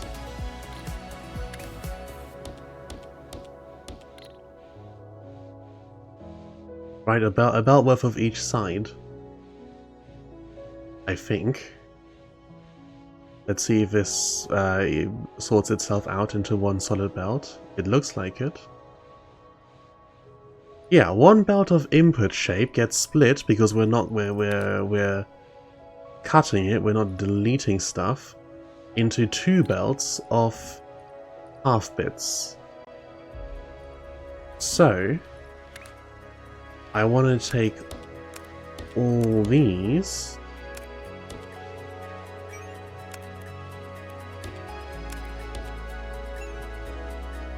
like so, except maybe cleaned up a little bit later, and then these are still the west and east or left and right side of these that are coming out. and then they get turned. We need 2 for each. Yeah, then they get turned. And then we have the top and bottom side. And when we feed the top and bottom into here, we get alternating, we get alternating diagonals. Maybe. Maybe we get alternating diagonals. Hang on. This entire thing, Control X. It goes forward by 1. Yes, there we go. We're getting the output I was looking for. Hallelujah. Okay, now I want to do this entire thing, except I want it to be way, way neater. The total output is 2 bells up to half shell. Yeah. So this is doing what it's supposed to, except it's long and messy, and I think we can sort it to look much, much nicer than this.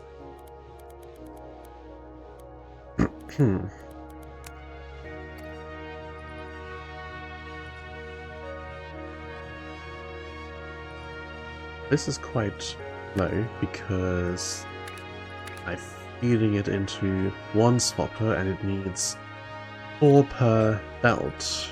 So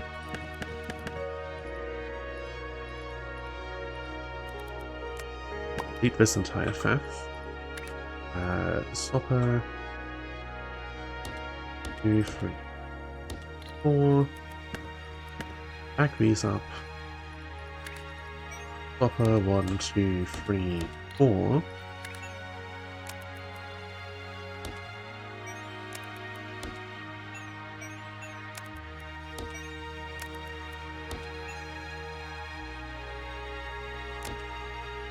And then I've created the same problem where I need to bring a whole bunch of things from... No, hang on. This isn't right.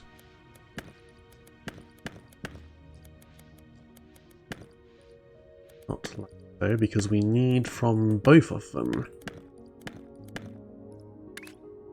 I do want this down on the ground, actually. Yeah, bottom bit, top bit. And then 1, 2, 3, 4. Except this, each of these takes 2 inputs, which means I need to split this into 4.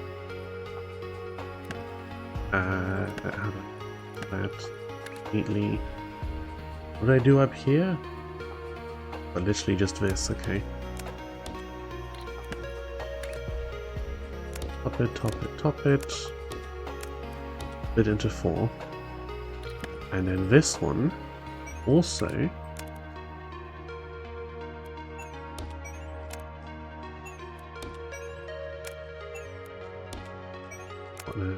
carry on, and then from here go down, and then here go down. 2, 3, 4, 1, 2, 3, 4. These get output. Oh no, don't join up. And we have diagonals, and we bring these, and they all come together, and that's a belt, and these, and they all come together, and that's a belt.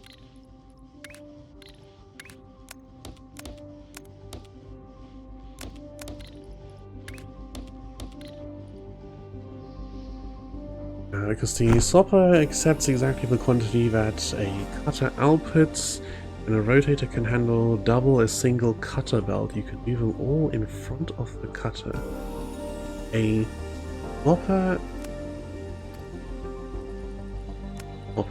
A swapper accepts exactly the quantity that a cutter out. So one swapper, 1 to 1 cutter.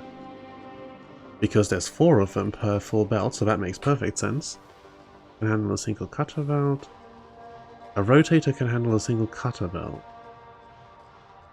Give them all front of a cut.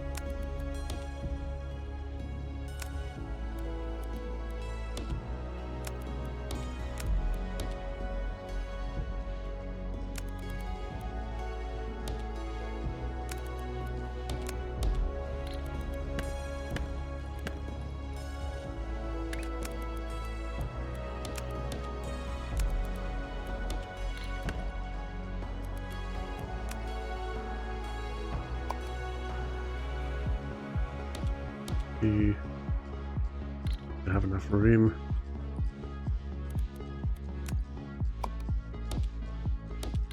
Okay.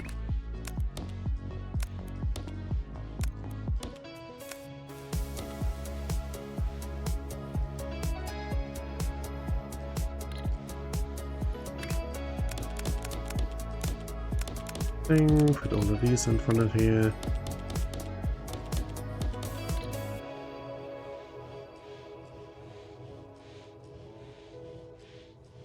I feel like this was not necessarily what you meant, or maybe this was what you meant. Because we need 4 of these to handle the output from 1 full belt. And 2 of these per one full belt. So an 1/8 of a belt. And 2 per full belt. So half a belt requires 1. Oh god. A full belt requires 2, half a belt requires 1. This is a quarter of a belt.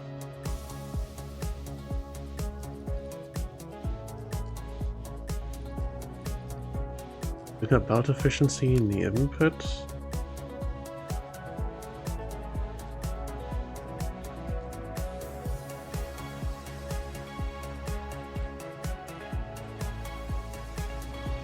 Very split, yeah.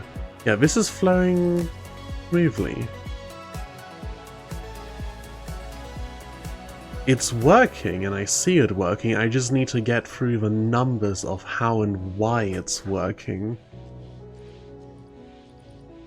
In comes a full belt. We are splitting here, which means each of these is a quarter of a belt.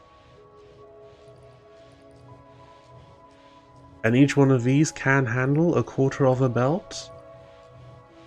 Except they split it and produce 2 belts worth of output when all is said and done, right? Yeah, we have 2 belts flowing here after they've been through this, so each cutter turns 1 belt into 2 belts.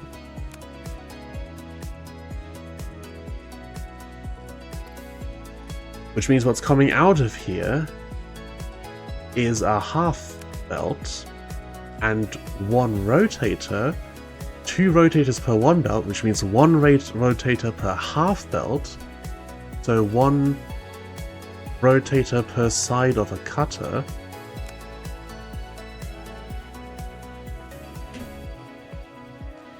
And 4 sloppers per full belt, except that what's coming through here is still only a quarter belt.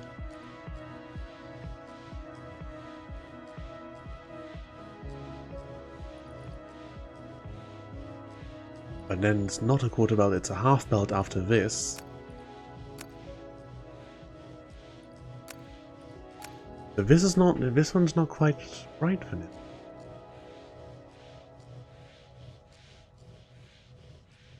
But no, it's functioning at 100%.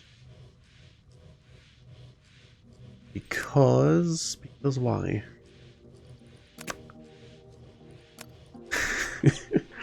Math is hard. Math is good. Math is good. I've done lots of maths. I enjoy maths. I think the swapper number is misleading because it's a quarter belt per each input.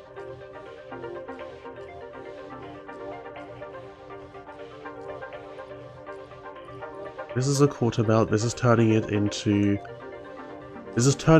a half belt total, but each individually is a quarter belt.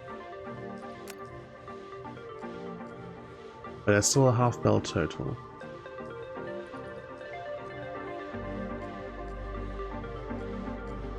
Buildings per full belt, but 4 of them, but this takes 2 inputs, so each individual input is a full belt. So if we're giving it a half belt input from each rotator, and it puts out, oh god, and then it puts out some amount. Because this 1, 2, 3, 4 recombines into one full, which means each of these is a quarter belt. Yeah. This is putting through.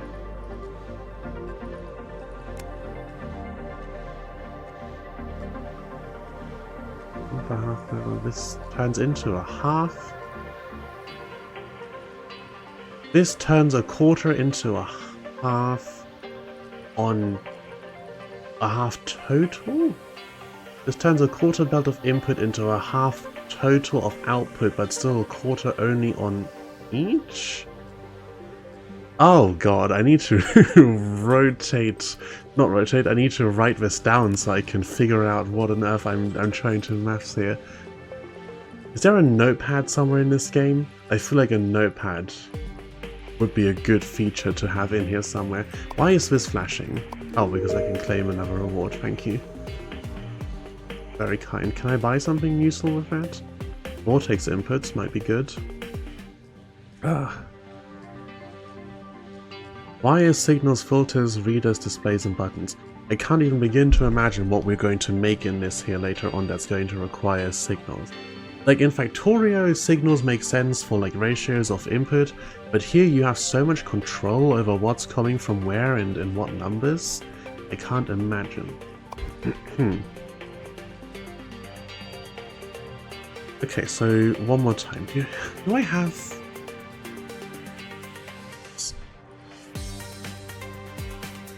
I need to open up a notepad on my computer real quick. This won't be visible on stream, unfortunately.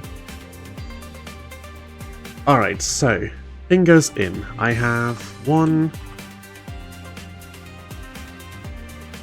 quarter belt input.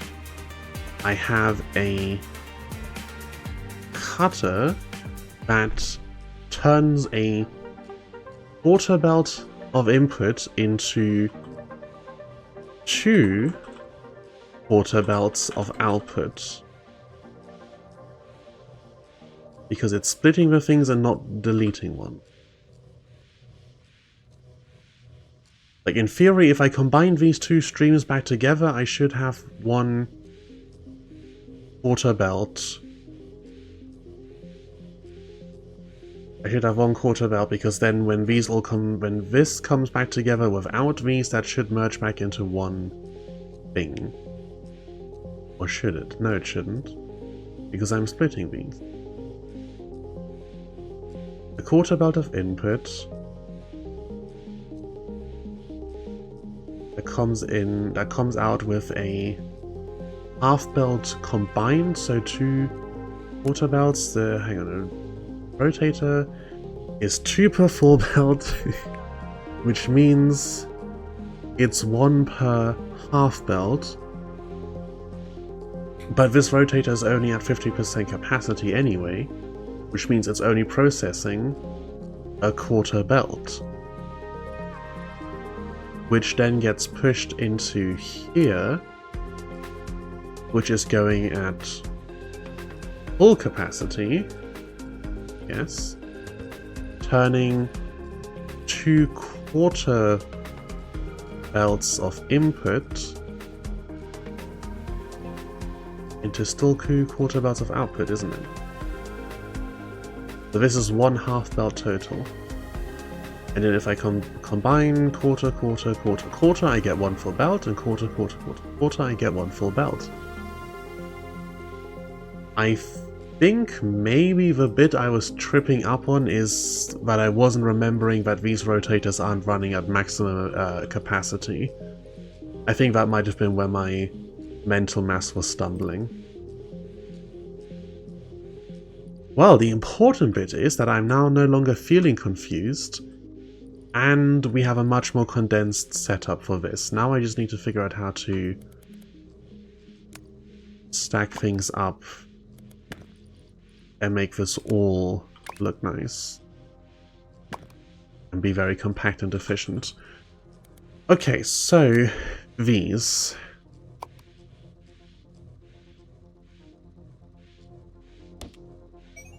Can I layer them? Can I make the belts come out in some semblance of order?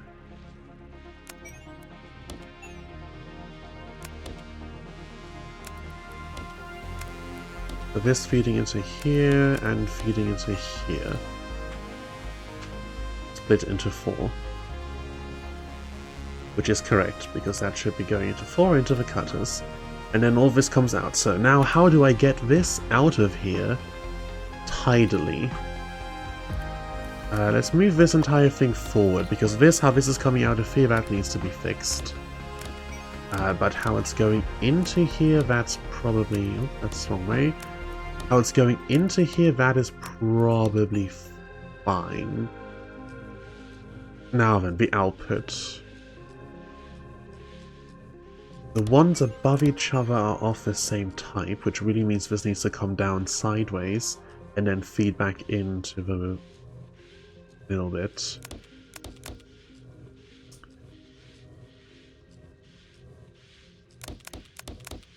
They have to go at least a few forwards.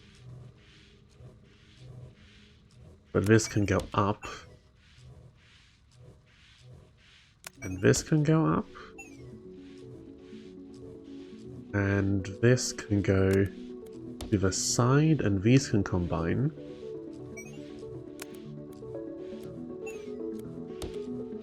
And this feeds into here. And this... No, that doesn't work. Or does it? And this come down from here, yes? This will not work. We can apparently come down onto it, but we can't go up onto it. The launcher skips 5 tiles. That's very far forward. If I'm going that far forward, I can just extend this whole bit and do the whole stuff manually anyway. This into here, this into here. Here, here. This has to continue forward a bit more. It does have to come up at some point. This can go over and feed into the side. Maybe that's what I have to do here as well. I have to move this a little bit over so that I can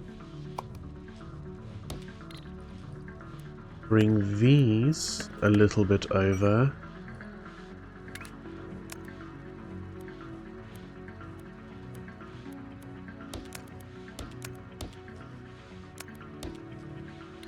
Disconnect that, reconnect it here, and then this goes over here, down and into there, and this comes out, this comes out. down this direction. This comes straight out. This comes into here. This comes into here. That goes out. This goes out. This comes over, down to the side, out.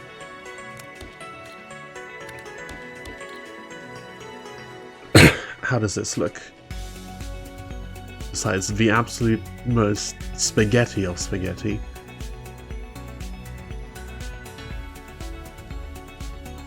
Okay, it runs, and it seems to be providing me with 2 solid full belts of alternating diagonals, which can then be rotated as necessary.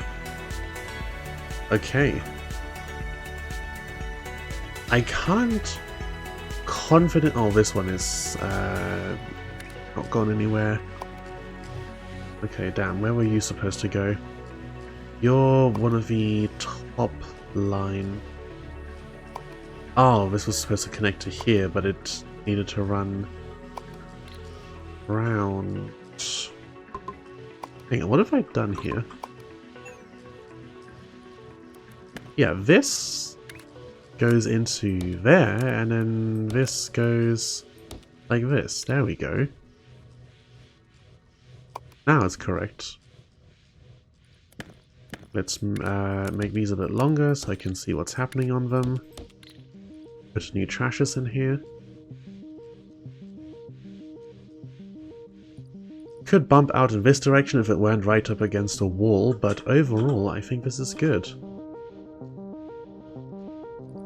I don't like the spaghetti bit, but it undeniably is going to take up less space than putting these just next to each other.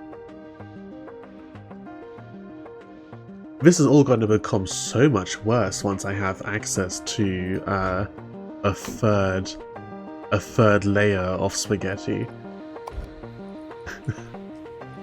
Okay, right, we have output. So delete all this experimenting down here and blueprint this? What do we even call the blueprint? I guess this is a new diagonals blueprint. A little bit more constricted, like this. Okay, so the old one worked by destroying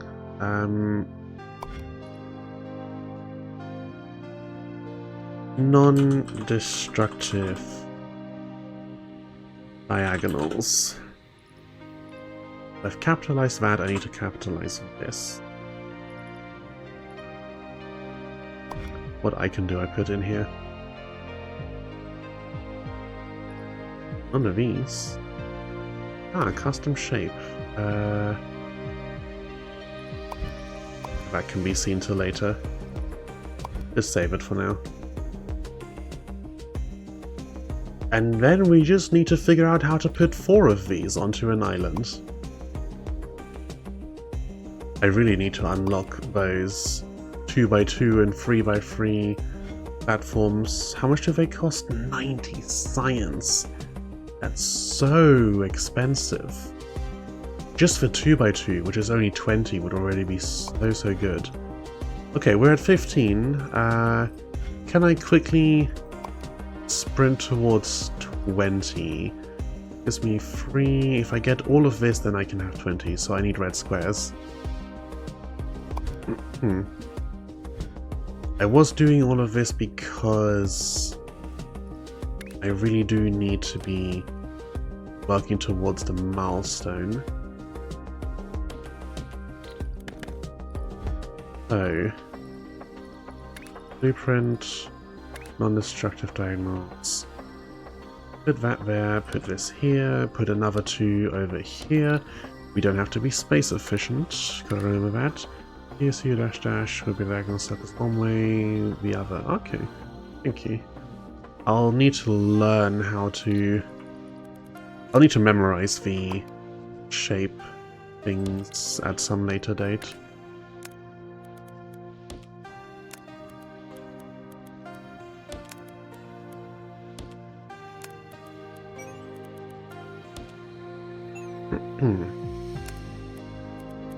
Hey, this can... here. This can run down to here. Just gonna copy the split again, even if it is a little messy.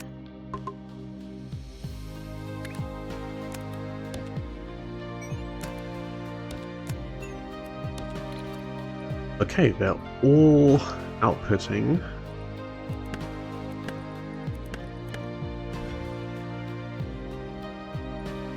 So now let's take this and do exactly the same thing with the grey squares. And then...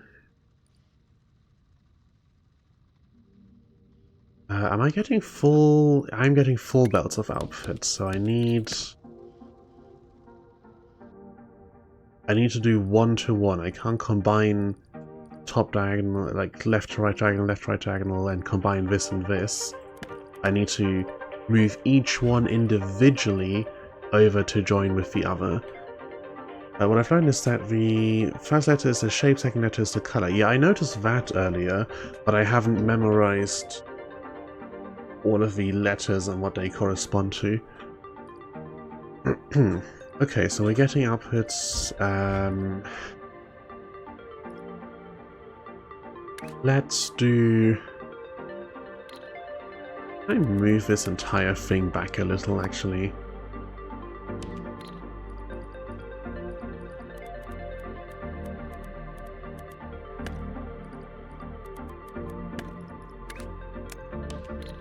Yeah, connect that back up over there, and bring this forward and run it down to here. And give me a little bit more space. And since I'm redoing things anyway, move this forward so that they're lined up. There we go. Right, and now that I've got them like this, we bring out... How do we do this? It has to all come out the front, really.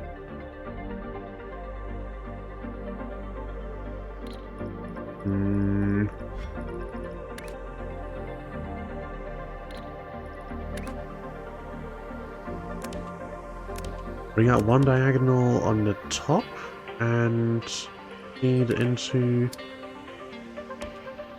one island and out the bottom into another island. Can I make this work? No, I need an open tile to do tunnels. Tunnel behind. So put this not quite that close. Put this here, and then this can go under. This can feed one further, one further. Put this here. This can feed in here. Please don't connect to there. This can go here. This can go under here.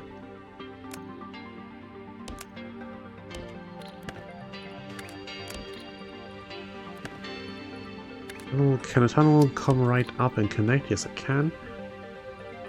This should be going straight. Okay, there we go. So I can make the top entrances go to one island and the bottom entrances to another island. But then this would have to come out of here somewhere.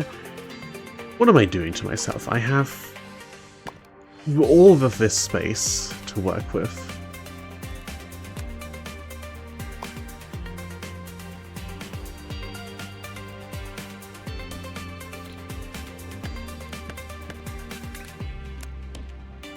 Instead of trying to fit things into tiny little plots, I can just give myself more room. There we go. Alright, now the top bits can come off in one direction. The bottom bits can come off in another. We can put some islands there, and then the outputs can be stripped away back over here, maybe onto another island, where we can merge the various streams and then just have one output going directly to the thing. Oh no, we made all this room earlier specifically so we would have more access to the vortex.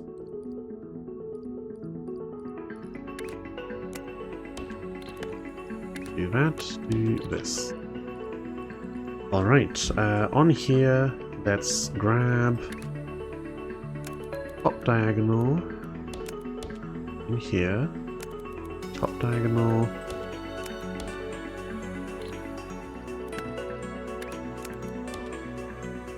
here. Yeah, for all the difficulty of being stuck there for a while trying to figure out the maths of how the ratios work, it is terribly enjoyable. I do very much love this kind of thing. I suppose I probably wouldn't have learned computer programming if I didn't enjoy teasing out a little bit of maths, a little bit of or puzzle like this. Bring those across. Bring these across. Top diagonal, bottom diagonal.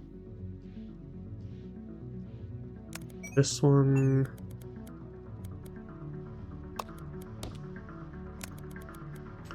And this one. Okay, all the matching pieces going along. We can just copy paste that entire thing, I think, and put it onto here.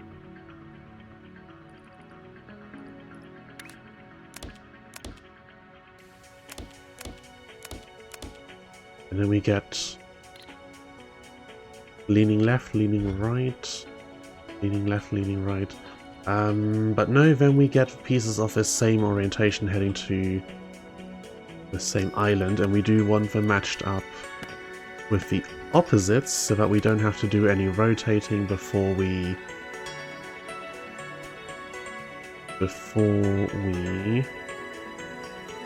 what's it called? Stack them.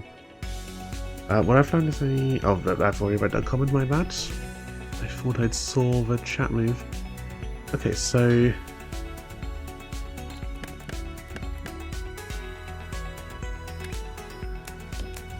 these have to go up here. And these can come round over here. Come on, connect that up.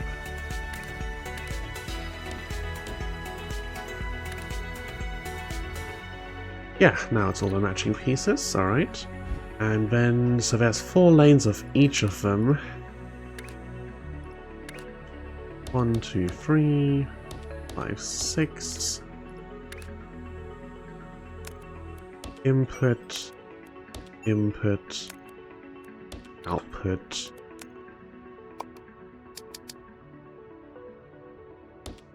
One, 2, 3, 4.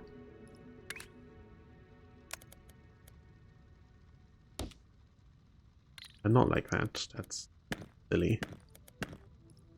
Run the one from the right into the closest one. Looks like I have to move them down a bit. I need 1, 2, 3, 4 lots of space on the bottom as well. Ding, ding, ding. Perfect.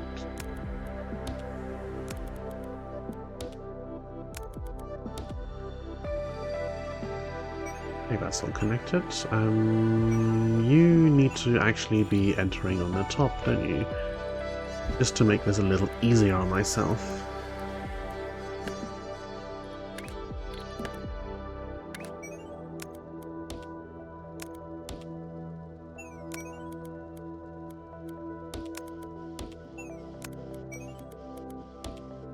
There we go, send them in on the top, and then take them out on the top.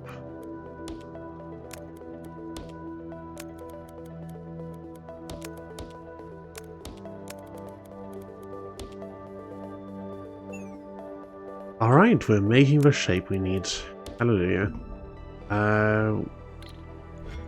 Where's the output to the middle? Okay, it is that. So now they just all need to go into here.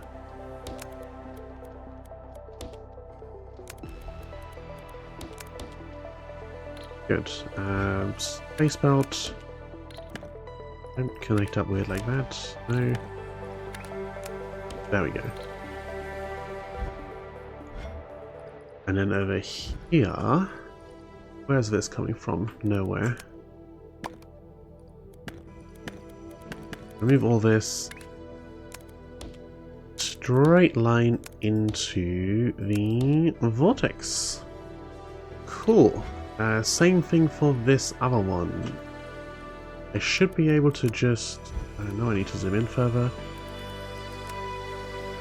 Should be able to just copy paste this entire thing and plonk it... I can't plonk it right onto here. Turn it around and plonk it right onto here. Spacebar can come out of there, spin around. This needs to be coming from the top.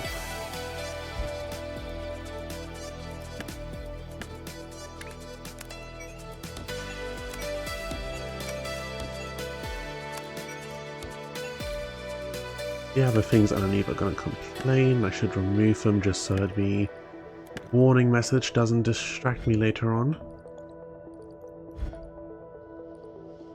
Question marks. What's happening here that's question marking? Is it because we're throwing something in one direction on one and the other direction on the other? Looks like it. Interesting that they put a question mark here instead of like a arrow in both directions to indicate that. Because I've got arrows in both directions underneath for the not yet in use, but a question mark for when it's throwing in alternate directions. Okay, yeah, that's putting out the shape. Throw them in the thingy.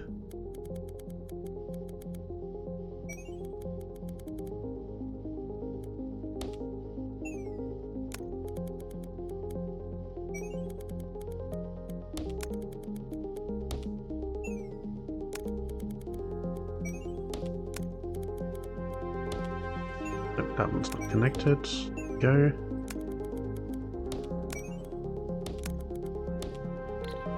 Alright, lots and lots of throughput, which we can then pretty easily combine with whatever source of a star we get, and then we paint and drop onto here, and then we can hopefully get to 14,000 relatively quickly.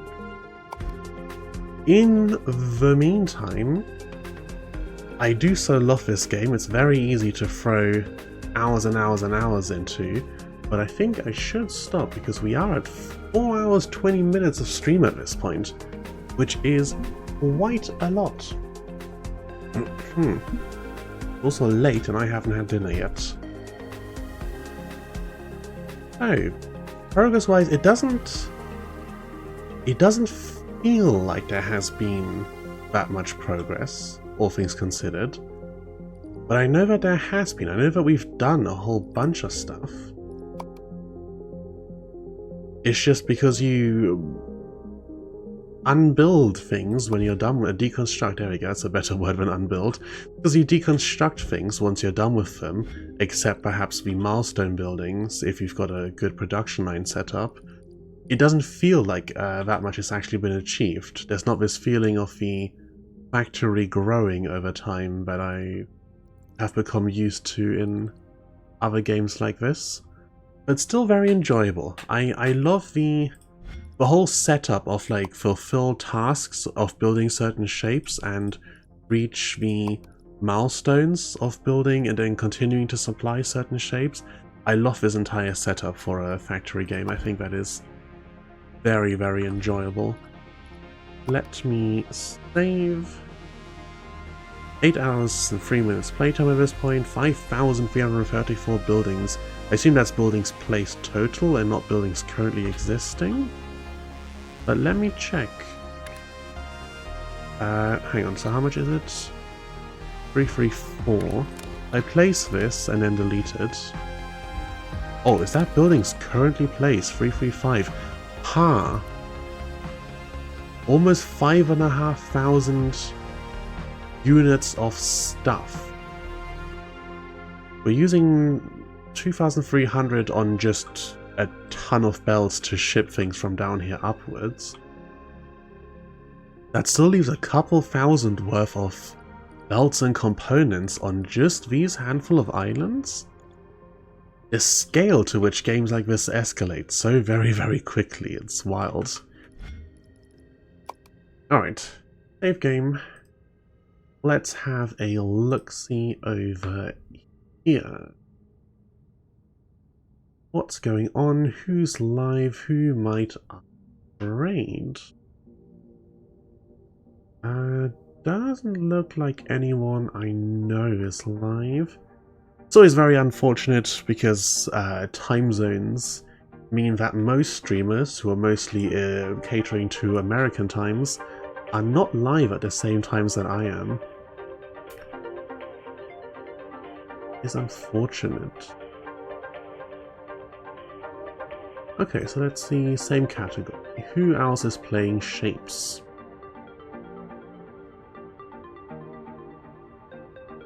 Alright, yeah, looks like someone over here is doing some kind of challenge run, maybe? Hard to say. I'll send you over to them.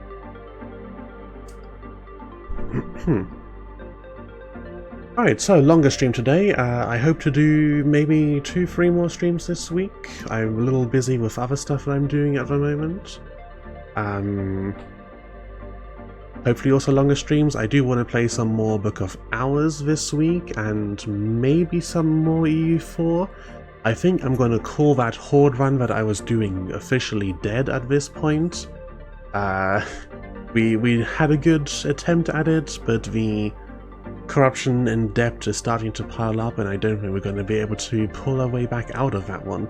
So I'll be looking for a new run to start in EU4 at some point. There is a new Crusader Kings DLC also just around the corner, so maybe I'll check that out. I don't play Crusader Kings quite as much as EU4, but I do still like the game. We'll see. Whatever I end up playing, you'll know it when I play it. For now, thank you very much for watching, and I will see you all next time.